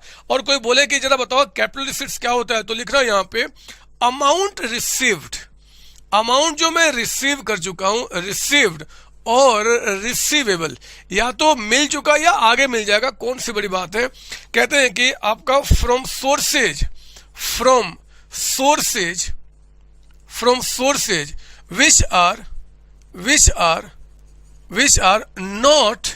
which are not in revenue in nature, जिसको आप रेवेन्यू नेचर क्लासिफाई नहीं कर सकते, मतलब नॉर्मल कोर्स से हटके जो काम होगा उससे जो पैसा आएगा, मेरे बच्चे उसको क्या बोलूंगा, आपका कैपिटल रिसिट्स। बात कितनी सिंपल है। कोई पूछ दे कि बताओ कैपिटल रिसिट्स क्या होता है, आप कहना भैया हमारे सर जो है ना, हमारे सर एजुकेशन बेचते हैं, तो एजुकेशन बेच के जो पैसे हमसे लेते हैं वो तो हमारा उनका रेवेन्यू रिसीट्स होगा, लेकिन इसके सिवाय सर जहां से भी पैसे लेते हैं, जहां से भी उन्होंने अपना बिल्डिंग बेच दिया, अपना मान लो क्या बोलते हैं लैंड बेच दिया, उन्होंने क्या किया अपना सुबह की फर्नीचर बेच दिया, उन्होंने कोई बैंक से लोन लिया, कहीं से भी पैसा आएगा इस रेवेन्यू को छोड़ के हम उससे कैपिटल रिसीट्स की बात करेंगे। हाँ, अभी जब मेरा ये टॉपिक खत्म होगा आपके नाम जब आप सोचना शुरू करोगे कई सारे नाम आपके दिमाग में आएंगे कि सर ये क्या होगा, वो क्या होगा, वो क्या होगा। आप पूछ लेना मुझसे क्लास खत्म करने के बाद, आप पूछ लेना, फोन या मैसेज मुझे कर देना, मैं आपको जवाब दे दूंगा। लेकिन मैं विश्वास दिलाता हूं कि जैसे जैसे हमारा अकाउंट्स आगे चलेगा खुद आप क्लासिफिकेशन करना शुरू कर दोगे कि वो रेवेन्यू है कि कैपिटल आपका है। आई बात समझ में? सर हाँ, सर हाँ। तो मैंने कहा अगर एग्जाम्पल पूछा जाए तो जैसे यहां पे सेल ऑफ क्या लिखो, गुड्स लिखो, सेल ऑफ गुड्स लिखूं या सेल ऑफ एसेट्स लिखूं? सर गुड्स नहीं, गुड्स का बेचना तो सर रेवेन्यू है। अगर कोई हमने सेल ऑफ एसेट्स किया, जैसे सेल ऑफ मशीन किया, सेल ऑफ मशीन हो गया, सेल ऑफ बिल्डिंग हो गया, सर हमने बिल्डिंग को बेच दिया, ये सब जो होगा ना सर, उसी तरीके से सर हमने बैंक लोन लिया, बैंक से कोई लोन लिया था तो बैंक लोन अरेंज्ड, बैंक से लोन लिया, सर आपने और भी कोई कर्ज ले लो, कोई भी कर्ज, तो वो एक्सेट्रा कर दो ना, कौन इतना टेंशन लेगा, एक्सेट्रा। ये सारे आपके कैपिटल रिसीट्स में कवर किए जाएंगे। नॉर्मल कोर्स में जो मतलब गुड्स या सर्विसेज को बेच के जो पैसा आएगा वो रेवेन्यू है, और कैपिटल आपका क्या जी, यहाँ पे मशीन बेचना, बिल्डिंग बेचना। एक और बात बताऊं, ऐसे ये बात थोड़ी सी जल्दी हो जाएगी, जल्दबाजी हो जाएगी, आप छोटे बच्चे नहीं हो, लेकिन फिर भी अगर देखा जाए ना तो मेरे बच्चे ये जनरली ना बड़े अमाउंट का होता है, बिग अमाउंट। ये जो चीज होगा फिर क्यों ये बड़ा नहीं हो सकता? नहीं बच्चे, ये बड़ा भी हो सकता है, छोटा भी हो सकता है, लेकिन ये हमेशा बड़ा ही होता है। बिल्डिंग बेचना, मशीन बेचना, बैंक से लोन लेना बड़े बड़े अमाउंट का होगा जी। तो आप ऐसे लिख लो अपने दिमाग के लिए, बाकी कुछ बातें यहाँ पे अभी नहीं है, फिर मैं अभी आगे आपको लेकर आऊंगा, ठीक है ना? तो ये आपका, और हाँ मुझे एक बात आपको कहना है, यहाँ पे लिखो जरा, नोट इसी के नीचे में, इसी के बारे में, it is also called revenue of the business, revenue मेरा रेवेन्यू है। रेवेन्यू मतलब क्या जी? मेरा इनकम है आपका। तो इनकम अभी नहीं बोलना, आप कहना कि ये मेरा क्या जी, रेवेन्यू रिसीट्स को हम रेवेन्यू कहते हैं। कोई कहता है बताओ आपका रेवेन्यू कितना आया, कहेगा कोई, अभी आप कॉमर्स में आओ ना, लोग बोलना शुरू करेंगे, बताओ जी आपका रेवेन्यू कितना है, मतलब आपने कितना आपने सेल किया, कितना गुड्स बेचा आपने, कितना आपने पैसे लिया, उसको बोलते हैं आपका रेवेन्यू यहाँ पे, ठीक है ना? सर एक बात बताओ सर, आज तो आपको नहीं छोड़ूंगा मैं, आपने कहा रिसीव्ड या फिर रिसीवेबल, सर इसका क्या मतलब निकल गया? इसका मतलब बताता हूं, मैं आपको बताता हूं, जरा सुनो ध्यान से। देखो जरा बताओ, मेरी बात सुनना, लिखना बंद करेंगे। गुड्स को मैं सोल्ड करता हूं, गुड्स को बेचता हूं, तो बताओ गुड्स को बेचना कैसे होगा? सर या तो कैश पे होगा या फिर क्रेडिट पे होगा, ठीक है? जब बताओ जब गुड्स क्रेडिट पे बेचा तो हमने उनको क्या नाम दिया था, याद है आपको? सर हाँ, आपने डेटर्स कहा था। जिन कस्टमर को गुड्स को बेचा हमने क्रेडिट पे, उनको हमने क्या बोला था? डेटर्स कहा था। और डेटर्स का ही अगला नाम क्या बताया था? Bills receivable. पर बच्चे जब गुड्स सेल किया ना, तो मान लो 5 लाख रुपए मेरे पास आ गए, कैश पे गुड्स बिका, ये पैसा आ गया, लेकिन इनको जो मैंने सेल किया है और जो पैसा लेना है वो 2 लाख रुपए है। ये हमें क्या करना है? 2 लाख रुपए लेना है। तो कोई बोलना कि जरा बताओ रेवेन्यू रिसीट्स क्या होता है? तो बोलना कि यार जो पैसा मिल गया या जो पैसा मिलना अभी है, दोनों हमारा रेवेन्यू रिसीट्स है। रेवेन्यू रिसीट्स का मतलब होता है पैसा मिल गया या फिर मिलना है, क्योंकि ये भी तो पैसा मिलेगा। सर पैसा मिलेगा, लेकिन कब मिलेगा? इस साल नहीं मिला, अगले साल मिल जाएगा, अगले साल मिल जाएगा, क्या फर्क पड़ता है? और सर नहीं मिला तो देखेंगे आगे की बात, अभी आएगा पॉइंट उसको समझने के लिए। क्यों परेशान होते हो? अभी तो बोलो ना कि यार मिल गया तो 5 लाख मिल गया, ये भी हमारा है रिसीव्ड, या जो रिसीवेबल है, रिसीवेबल वो भी हमारा क्या बोला जाएगा? रेवेन्यू रिसीट्स कहा जाएगा। हाँ, from sale of goods and services होना चाहिए, जो गुड्स बेच रहा हूं, जो सर्विसेज बेच रहा हूं, उसी से होना चाहिए, तो हम उसको रेवेन्यू कहेंगे। हमने अगर मान लो मशीन बेच दिया, मशीन बेच के पैसा आ गया, तो हम क्या करेंगे? कैपिटल रिसीट्स है।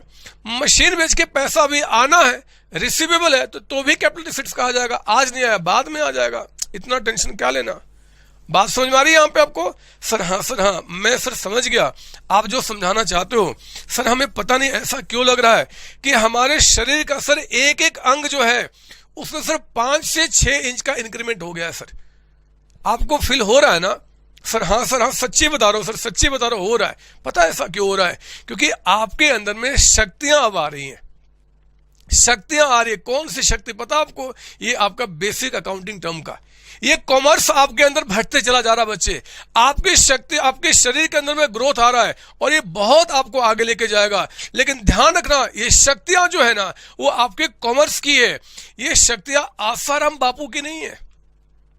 नाम सुना आसाराम बापू का? उनकी नहीं है। वो गीता माता जो है ना बच्चे, उनकी शक्तियां नहीं है। ये वो जो अभी राम रहीम जो बाबा है ना, उनकी शक्तियां नहीं है। नाम तो सुना ही होगा। एक निर्मल बाबा भी है हमारे देश में, निर्मल बाबा। वो तो क्या शक्तियां बांटते हैं कि मैं क्या बताऊं आपको।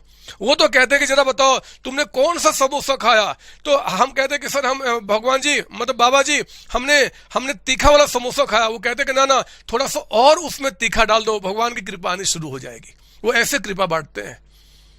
वो कहते हैं कि जरा बताओ चटनी तुमने कौन सा खाया, हम कहते हैं कि हमने हरी वाली चटनी खाया। बोले कि ना तुम वो लाल वाली चटनी खा लो, कृपा आनी शुरू हो जाएगी। ऐसे ऐसे बाबा हमारे देश में है, ये शक्तियां बांटते हैं।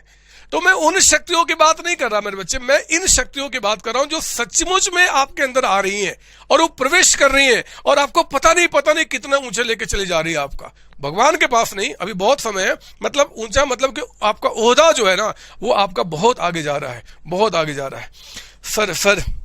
सर सच्ची हमें फील हो रहा है सर, सच्ची फील हो रहा है। मैंने कहा तो फील क्या, मैं आपको देख रहा हूं ना कैसे ग्रोथ हो रहा है। हमने कहा कि यार जो आपका रिसीट्स होगा, एक तो रेवेन्यू होगा, एक आपका कैपिटल होगा।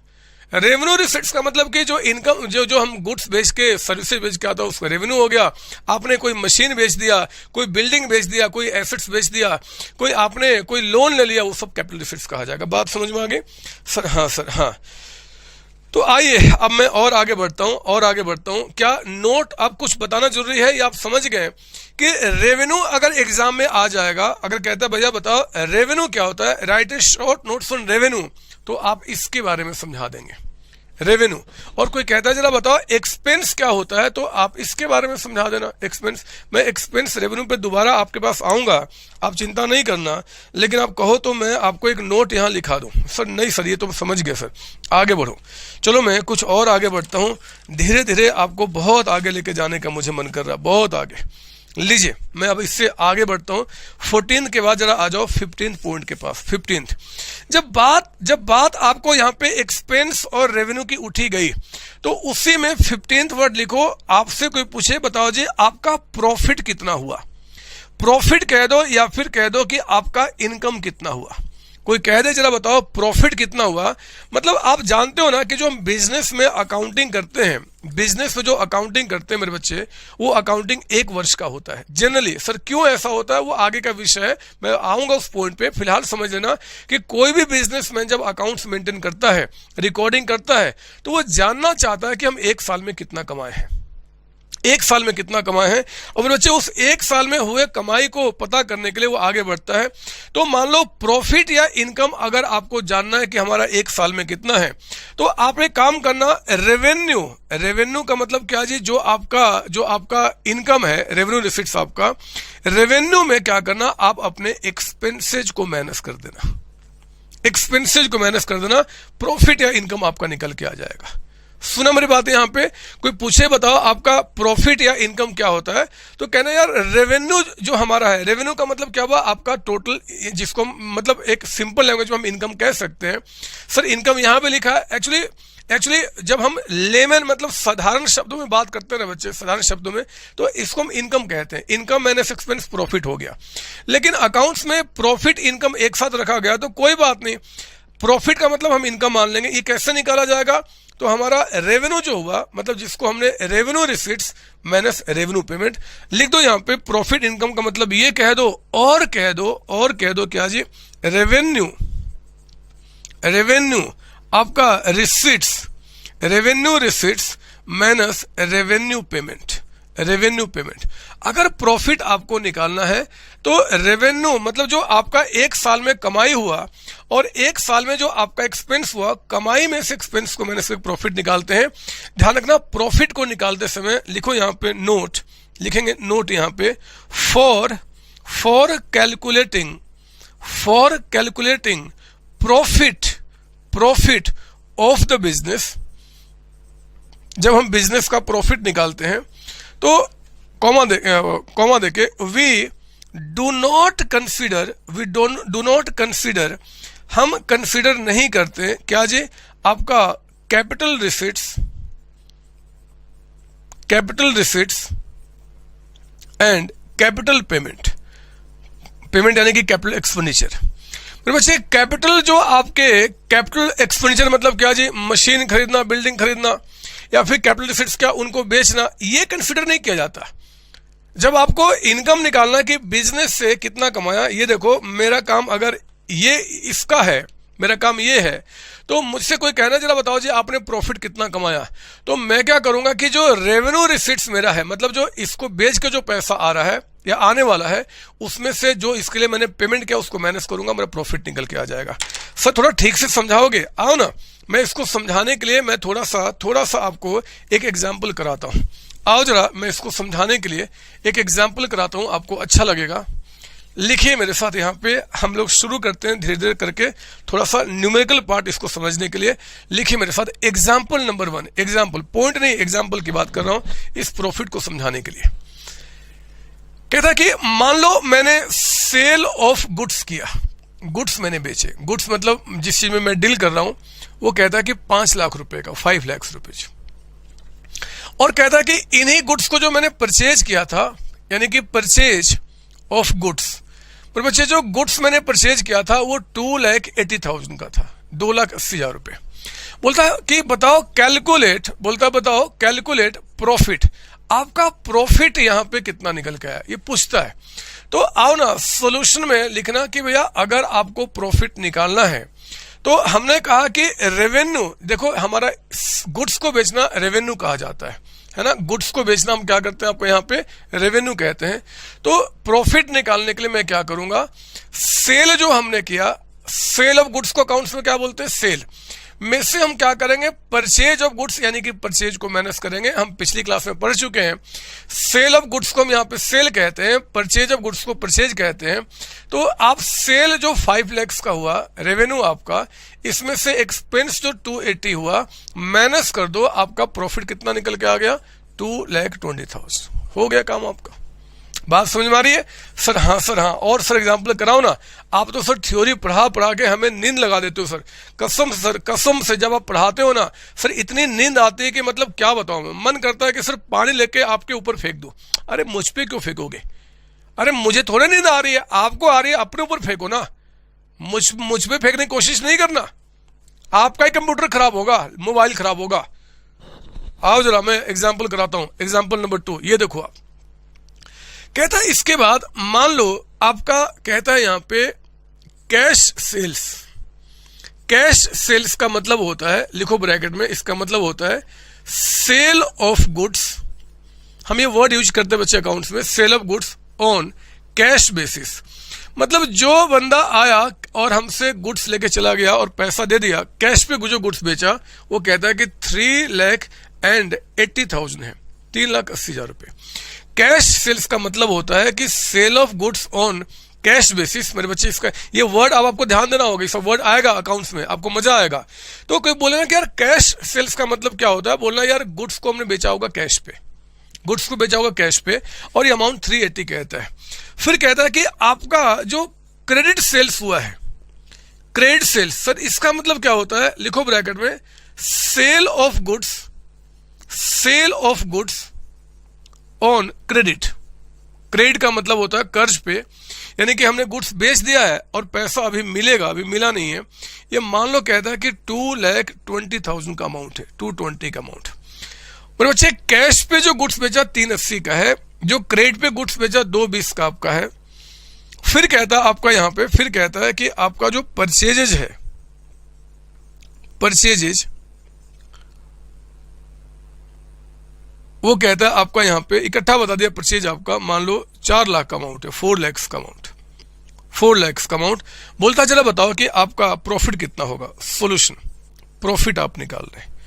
आप जानते हैं प्रॉफिट को निकालने के लिए हम लोग क्या करते हैं कि रेवेन्यू रिसिट्स, रेवेन्यू रिसिट्स का मतलब क्या हो गया, रेवेन्यू, रेवेन्यू में से क्या माइनस करते हैं, रेवेन्यू पेमेंट यानी कि एक्सपेंस को माइनस करते हैं आप यहाँ पे। रेवेन्यू पेमेंट को शॉर्ट में क्या बोलते हैं, एक्सपेंस। अब देखो रेवेन्यू रिसिट्स का मतलब क्या होता है, तो हमने बताया या तो जो पैसा आ गया या जो अभी आना बाकी है। जरा बताओ कितने पैसे सेल करके आ गए, सर 380, 3,80,000 रुपए हमारे पास आ चुका। अच्छा बताओ सेल करके अभी आना कितना है, सर 220, ये क्रेडिट पे बेचा सर, मतलब जो गुड्स बेचा बट पैसा अभी तक आया नहीं, वो 220 है। तो आप इस 220 को भी ऐड कर दो, क्योंकि मेरे बच्चे रेवेन्यू, रेवेन्यू यानी कि रेवेन्यू रिसिट्स का मतलब होता है चाहे पैसा आ गया है चाहे पैसा आना बाकी है, दोनों आपका। तो आप देखो रेवेन्यू कितना हो गया, 6 लाख का अमाउंट, 6 लाख। जरा बताओ 6 लाख में से आपका एक्सपेंस कितना हो गया, इस 6 में से बताओ जरा एक्सपेंस कितना हो गया। सर एक्सपेंस तो मतलब सर एक्सपेंस का मतलब क्या, परचेज, कहाँ गया परचेज, हमने 4 लाख का आपका अभी एक ही। सर एक्सपेंस से परचेज होता है क्या, नहीं बच्चे बहुत सारी चीज होते हैं, रेंट पे करना, सैलरी पे करना, बट जितना क्वेश्चन बोलेगा उसी में से तो बात करूंगा। तो परचेज का मतलब क्या होगा जी, मैं पूरा लिख दूं क्या यहाँ पे, परचेज का मतलब यहाँ पे परचेज ऑफ गुड्स, गुड्स जिसमें डील कर रहे हो उसका परचेज आपका रेवेन्यू होता है। ये कितना हमने लिया था, 4 लाख का अमाउंट, 4 लाख का अमाउंट। तो आपका 6 में 4 माइनस किया, बताओ कितना कमा लिया हमने, 2 लाख का अमाउंट, 2 लाख का अमाउंट। समझो मेरी बात, अरे मुझे जानना है ना कि यार जो बिजनेस कर रहा हूं उस बिजनेस को करके हमने कितना प्रॉफिट कमाया। तो बिजनेस से हुए प्रॉफिट को पता करने के लिए हम क्या करते हैं कि जो भी हमारा रेवेन्यू हुआ, मतलब जो एक साल में आपने जो कमाया, कमाया किसको बोलेंगे, चाहे पैसा आ गया चाहे पैसा आना बाकी है, दोनों हमारा रेवेन्यू कहा जाएगा। उसमें से एक्सपेंस जो कि गुड्स का परचेज कह रहा है उसको माइनस किया, हमने प्रॉफिट निकाल दिया। आई बात समझ में, सर हाँ सर हाँ, एक सर एग्जाम्पल और कराओगे, एक ही क्यों, पूरे बुक में मुझे एग्जाम्पल ही एग्जाम्पल कराना है और खूब सारे कराने हैं, आप चिंता ना करो। आओ जरा मैं थोड़ा सा और आगे लेके चलूं, लिखो यहाँ पे एग्जाम्पल नंबर 3, थर्ड एग्जाम्पल, यहाँ पे थर्ड एग्जाम्पल लिखेंगे आप, यहाँ पे थर्ड एग्जाम्पल सुनो। यहाँ पे कहता है थर्ड में, इस बार कहता है कि आपका जो कैश सेल्स है, कैश सेल्स, ये कहता है, आप समझ गए ना इसका मतलब क्या होता है, सर हाँ सर, सेल्स वर्ड होता है आपका गुड्स के लिए, तो गुड्स का बेचना कैश पे। ये कहता है मान लो 7 लाख का अमाउंट है, 7 लाख का अमाउंट, और कहता है कि आपका क्रेडिट सेल्स, क्रेडिट सेल्स का मतलब क्या होता है, गुड्स हमने बेचा है क्रेडिट पे और पैसा भी लेना बाकी है। ये मान लो कहता है कि 3 लाख का अमाउंट आपका है, 3 लाख का अमाउंट। फिर कहता है कि आपका कैश परचेज, लीजिए मैं थोड़ा और आगे बढ़ता हूं, कैश परचेज, कैश परचेज का क्या मतलब होता है जी, लिख दो ब्रैकेट में, इसका मतलब है कि परचेज, परचेज ऑफ गुड्स, हमने गुड्स परचेज किया है। जब भी वर्ड परचेज आएगा, परचेज का मतलब क्या, गुड्स का परचेज होगा, मतलब एक्सपेंस आपका, और हाँ ऑन कैश बेसिस, क्योंकि कैश पे कह रहा है, ऑन कैश बेसिस। मान लो ये अमाउंट कहता है आपका 1,30,000 का अमाउंट आपका है। सर ये कहां से फिगर निकाल लो, दिमाग से, ऐसे ही बच्चे, कुछ खास नहीं है, आप थोड़ी देर में इसके लिए मास्टर खुद हो जाओगे आप। और जो क्रेडिट परचेज आपका है ना, जो क्रेडिट परचेज है, मतलब इसका मतलब क्या निकल के आएगा, परचेज ऑफ गुड्स। जब भी परचेज वर्ड है मतलब कि गुड्स की बात हो रही है, परचेज ऑफ गुड्स, गुड्स हमने परचेज किया है। और हाँ जरा बताओ कैश पे कि क्रेडिट पे, तो sir on credit basis, sir ये क्रेडिट पे आपने परचेज किया है, क्रेडिट परचेज। ये कहता है मान लो आपका ₹1,20,000 का अमाउंट है, 120 आपका, ठीक है ना, ये 120 आपका हो गया। एक और भी बोल देता हूं मैं यहाँ पे, एक और नाम ले लेता हूं, मान लो कहता है कि रेंट हमने पे किया है, रेंट पे करना, वो मान लो कहता है कि आपका 50,000 है। आप जानते हो कि रेंट पे करना भी ये हमने क्या करंट ईयर का पे किया होगा, यानी कि हमारा एक्सपेंस कहा जाएगा, रेवेन्यू पेमेंट आपका। तो आओ जरा मैं इसमें सॉल्यूशन में पहले ना मैं यहां देखो कि मेरा टोटल सेल्स कितना कहा जाएगा, टोटल सेल्स। जरा बताओ टोटल सेल्स का मतलब क्या, सेल किसी का, सर गुड्स का, गुड्स जिसमें मैं डील कर रहा हूं, जिसमें मैं डील कर रहा हूं। तो टोटल सेल्स में क्या करोगे, जो कैश पे बेचा वो ले लो आप, जो कैश पे गुड्स बिका वो ले लो, और जो आपने क्रेडिट पे गुड्स बेचा वो भी ऐड कर दो, सेल्स निकल के आ गया। अरे ये तो बहुत छोटी छोटी बातें हैं। 7 लाख का सेल आपने कैश पे किया था, 3 लाख का सेल आपने किया था क्रेडिट पे। बताओ टोटल सेल्स हमने कितना किया? 10 लाख गुड्स का बेचना, ये टोटल सेल्स आपका हो गया, है ना बच्चे। चलो बताओ टोटल सेल्स आपका 10 लाख हो गया, जो कि हमारा रेवेन्यू हो गया, रेवेन्यू आपका हो गया, है ना। अगर कोई पूछे कि बताओ जी आपका एक साल का टोटल रेवेन्यू कितना हुआ, टोटल रेवेन्यू आपने कितना कमाया, तो क्या बोलेंगे? 10 लाख रुपए, है ना बच्चे। गुड्स को बेचकर, ये देखो आपका गुड्स को बेच के जो पैसा आ चुका या जो आना बाकी है उसी को हम क्या बोलते हैं? रेवेन्यू रिसिट्स, यानी कि रेवेन्यू। तो 10 लाख रुपए हो गया। अब मैं यहां पे बात कर रहा हूं आपका टोटल एक्सपेंस। हमारा टोटल एक्सपेंस कितना होगा? एक्सपेंस, तो देखो टोटल जब एक्सपेंस आपको निकालना है तो एक तो जो गुड्स को परचेज किया वो भी हमारा एक्सपेंस है। तो आप क्या करोगे? एक तो आपका जो कैश परचेज हुआ,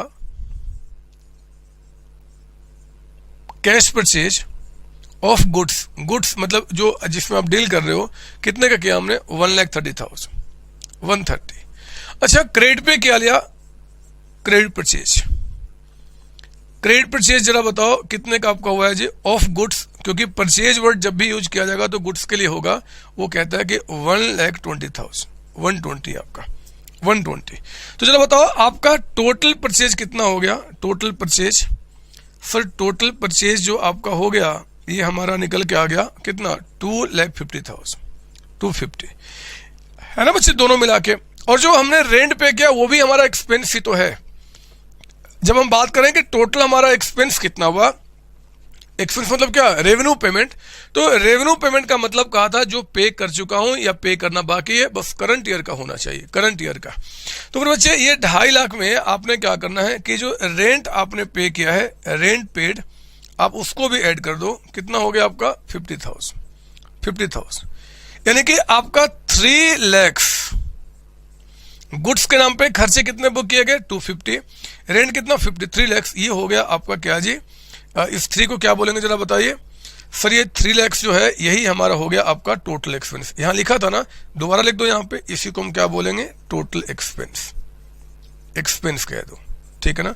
हाँ, अब जब आपको प्रॉफिट निकालना है कि एक साल में, एक वर्ष में हमने कितना कमाया, तो हमें क्या करना होगा कि जो हमारा टोटल रेवेन्यू हुआ है, टोटल रेवेन्यू, इसमें से आप टोटल एक्सपेंस को माइनस कर दो। रेवेन्यू माइनस एक्सपेंस प्रॉफिट होता है आपका। तो अगर आपका रेवेन्यू यानी कि जो कमाई हुई वो 10 लाख का है और आपका जो टोटल एक्सपेंस हुआ 3 लाख का, तो बताओ जरा आपका प्रॉफिट कितना निकल के आ गया? सर ये प्रॉफिट आ गया 7 लाख का अमाउंट आपका, 7 लाख, है ना बच्चे।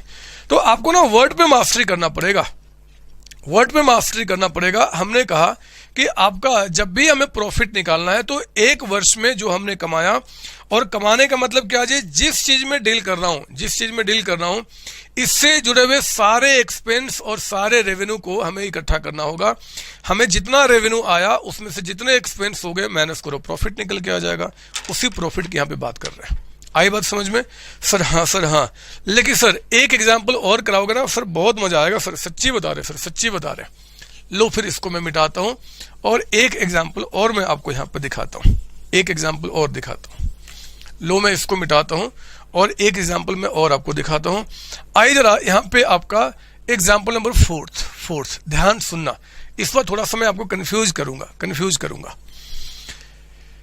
कहता है इस बार आपने कैश सेल्स जो किया है किसी का जी ऑफ गुड्स। मेरे बच्चे अगर मैं ये ऑफ गुड्स लिखूं ना लिखूं, अगर सेल्स कह दिया तो इसका मतलब क्या? गुड्स का ही रहा होगा। गुड्स मतलब जिसमें डील कर रहा हूं वो मान लो 8 लाख का अमाउंट आपका है, 8 लाख।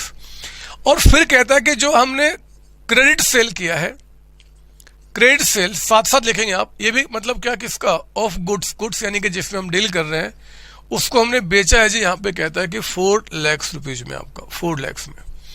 फिर कहता है ये तो हमारा हो गया। जरा बताओ इन दोनों को ऐड करके हम क्या बोल देंगे? सर ये 12 लाख आपका कहा जाएगा टोटल रेवेन्यू। इसको हम क्या बोलेंगे अकाउंट्स में? Total revenue. मतलब हमारा जो कमाई हुआ गुड्स को बेच के वो 12 लाख का अमाउंट आपका, ठीक है। फिर कहता है मेरे बच्चे अब यहाँ पे cash purchase, cash purchase, cash purchase मतलब बताओ ना बोले तो किसी का सर गुड्स का, मतलब जिसमें मैं डील कर रहा हूं वो कहता है कि मान लो यहां पे 3 लाख का अमाउंट है, और कहता है कि क्रेडिट परचेज, जो हमने क्रेडिट पे गुड्स परचेज किए हैं, क्रेडिट परचेज आपका अगेन लिख देता हूं आपको बहुत प्यारा प्यारा छोटा छोटा बच्चा समझते हुए, गुड्स का मान लो ये आपका 2,40,000 का अमाउंट आपका है। चलो जब बात उठी है तो मैं एक चीज और ले लेता हूं, यहाँ पे रेंट पे किया हमने। जब हम बिजनेस करेंगे तो बच्चे अगर जगह हमारा अपना नहीं तो रेंट पे करना होगा ना सर। हाँ सर ये भी हुआ, कुछ मेरे पास एम्प्लॉय भी थे और हमने सैलरी पे किया, सैलरी पे किया। सर कितना पे किया, मान लो यहाँ पे कहता है कि 50,000 का अमाउंट, 50,000 का अमाउंट, ठीक है ना। ये गुड्स का खर्च हो गया, ये रेंट पे किया, सैलरी पे किया। अब ये कहता है एक नाम, ध्यान सुनना, कहता है कि परचेज ऑफ मशीन, हमने मशीन परचेज किया है। मान लो कहता है कि यहां पे 20 लाख का, 20 लाख का। ध्यान से मेरे बच्चे, ध्यान से बोलता है कि कैलकुलेट प्रॉफिट, बोलता बताओ प्रॉफिट कितना कमाया। सॉल्यूशन में हम प्रॉफिट निकालते हैं। आप जानते हैं कि प्रॉफिट का हमारा फॉर्मूला होता है, मैं ये इस बार ये नाम ना लिख के ये लिख देता हूं, कोई भी लिख सकते हैं, ये भी ठीक है, ये भी ठीक है, बट अभी थोड़ा समझाना है तो मैं लिखता हूं जी कि जो आपका रेवेन्यू रिसीट्स, चलो दोनों लिख लेते हैं क्या जाता है। रेवेन्यू रिसीट्स का मतलब क्या हो गया ब्रैकेट में, revenue minus revenue expenditure. Payment का मतलब क्या होता है, ये एक्सपेंडिचर होता है, कंफ्यूजन नहीं होना चाहिए। ये रेवेन्यू पेमेंट का मतलब क्या जी, रेवेन्यू एक्सपेंडिचर था। चलो वही नाम लिख दो जो पहले हमने लिखा था। तो आपने यहां पे क्या माइनस करना है इसमें, रेवेन्यू एक्सपेंडिचर। और बताइए रेवेन्यू एक्सपेंडिचर का हमने मतलब आपको क्या बताया था सर, आपने कहा था इसका मतलब है आपका एक्सपेंस है ना बच्चे, ये एक्सपेंस कहा जाता है। तो जरा बताओ रेवेन्यू रिसीट्स यानी कि रेवेन्यू कितना है, ये देखो ये तो निकाल दिया हमने पहले ही, लिख दो यहां पे 12 लाख। पर बच्चे मुझे इसमें से रेवेन्यू एक्सपेंडिचर को माइनस करना है, तो मैं काम करूंगा इसके बाद 2 लाइन जगह और छोड़ दूंगा और फिर लिखूंगा यहां पे कंप्यूटेशन ऑफ रेवेन्यू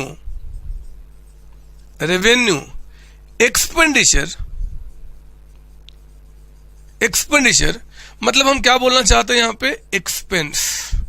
हम इसे एक्सपेंस का नाम दे रहे हैं बच्चे, एक्सपेंस ये हम निकाल रहे हैं। ध्यान दीजिए हमने रेवेन्यू एक्सपेंडिचर यानी कि एक्सपेंस हमने कहा था, ये वो अमाउंट होता है जिसका बेनिफिट आपको करंट ईयर में मिलता है। चाहे वो अमाउंट पे हो चुका है, चाहे पेमेंट करना है, फर्क नहीं पड़ता, चाहे पे करना है, चाहे पे करना है, सॉरी चाहे पे कर दिया, चाहे पे करना है, लेकिन बेनिफिट मस्ट कम इन करंट ईयर, उसी को हम बोलते हैं आपका रेवेन्यू पेमेंट। याद है ना सर? हाँ।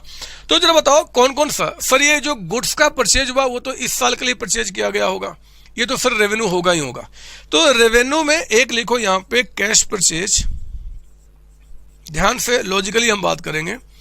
कैश परचेज किसी का, गुड्स का, गुड्स जिसमें डील कर रहे हो उसका परचेज फिर हमेशा रेवेन्यू होता है।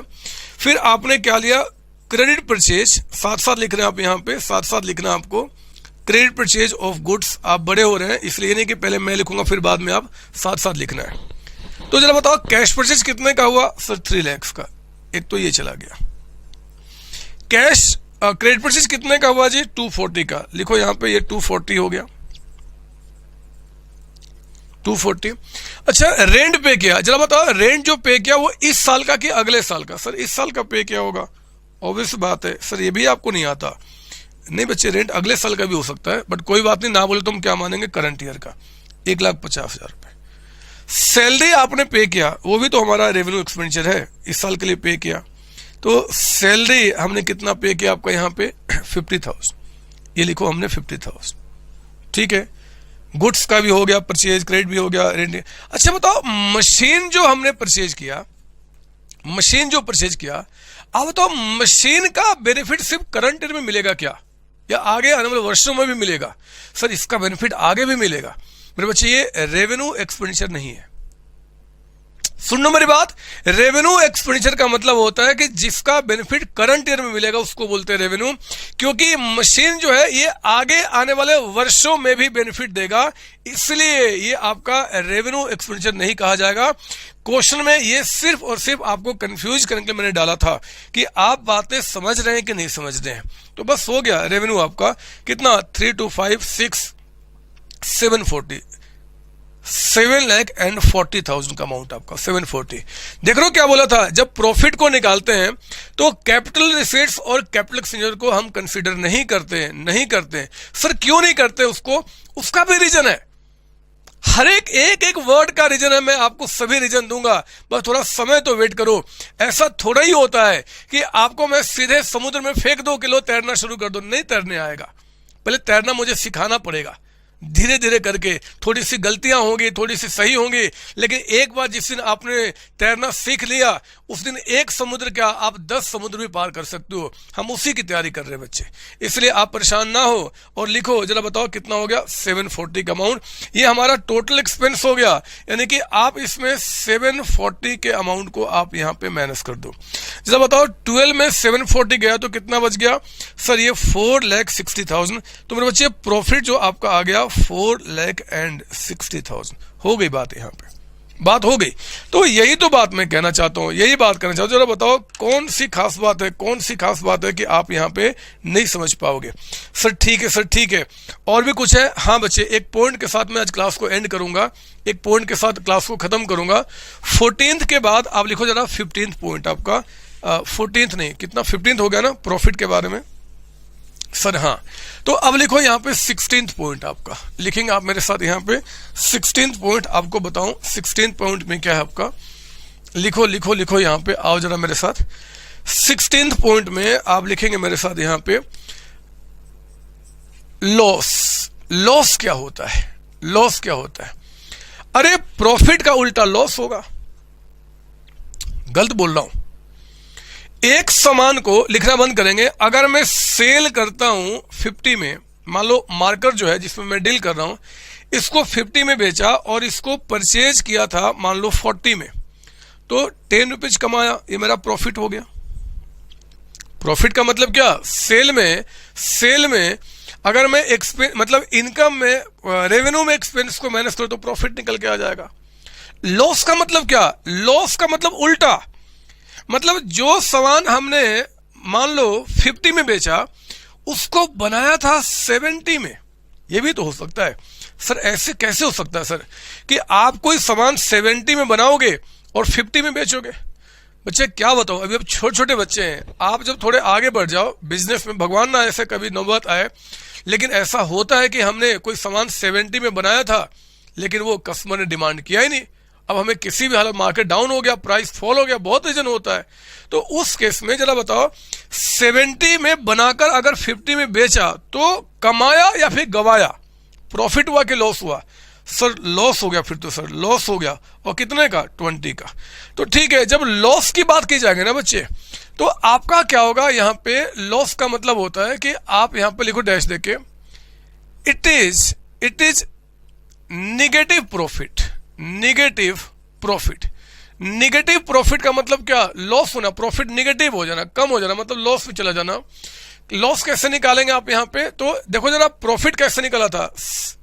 Income minus revenue minus expense. Loss होगा आपका एक्सपेंस, क्योंकि यहाँ एक्सपेंस बड़ा होगा, माइनस आपका रेवेन्यू, है ना। एक्सपेंस में मतलब जितना आपने खर्चे किए वो ज्यादा हो जाए तो उस केस में क्या आपका यहाँ पे लॉस आ जाएगा। तो आप लिखो फॉर एग्जाम्पल, जैसे कि एग्जाम्पल हमारे कितने हुए थे आज? 4 हुए थे ना, 5वां कर लो। कहता है कि मान लो हमारा जो टोटल एक्सपेंस हुआ बिजनेस में पूरे 1 साल में वो 2 लाख का अमाउंट हुआ, 2 लाख का अमाउंट। और मेरे बच्चे जो टोटल हमारा रेवेन्यू हुआ, मतलब जो 2 लाख रुपए हमने खर्चे किए थे, कहता है कि इससे जो हमारी कमाई हुई ना रेवेन्यू, वो सिर्फ 1,50,000 का। बोलता कि कैलकुलेट लॉस, आपको लॉस कितना हुआ? बोलता बताओ लॉस कितना हुआ? तो देखो सॉल्यूशन में अगर मैं लॉस को निकालूं तो खुद देखो कि 150 हमने कमाया, 2 लाख रुपए खर्च कर दिए, तो 2 लाख जो आपका एक्सपेंस हुआ उसमें अपने इनकम यानी कि 150 को माइनस कर दो, लॉस कितना निकल के आ गया, 50,000 का अमाउंट हो गया, लॉस निकल गया। इसी को तो लॉस कहते हैं। अच्छा सर कुछ और है तो बहुत कुछ बच्चे आपके लिए मैंने संभाल के रखा हुआ है, लेकिन आज की क्लास को हमें यहीं रोकना होगा, हमारा समय अंत हो रहा है। कहीं आप छोटे छोटे बच्चे आप परेशान ना हो जाए कि सर एक दिन में कितना पढ़ा देते हैं। जैसे जैसे आप बड़े होएंगे, आप 12 क्लास में आएंगे, आप सीए करेंगे, सीएमए करेंगे, सीएस करेंगे, तो क्लास बड़ा होते चलना शुरू हो जाएगा। बट अभी आप छोटे बच्चे हैं, इसलिए आज क्लास यही रोकते हैं। आपको इसी का रिवीजन करा के अगली क्लास में मिलना है, और फिर हम इसके आगे कंटिन्यू करेंगे। अभी कोई नया चीज आपको नहीं पढ़ना बुक से, ना बुक से कोई डेफिनेशन देखना है, बस मेरी बात पर रिलाई करना है। चलिए तब तक आप सबको bye bye tata, bye bye tata. Thank you बच्चों, थैंक यू।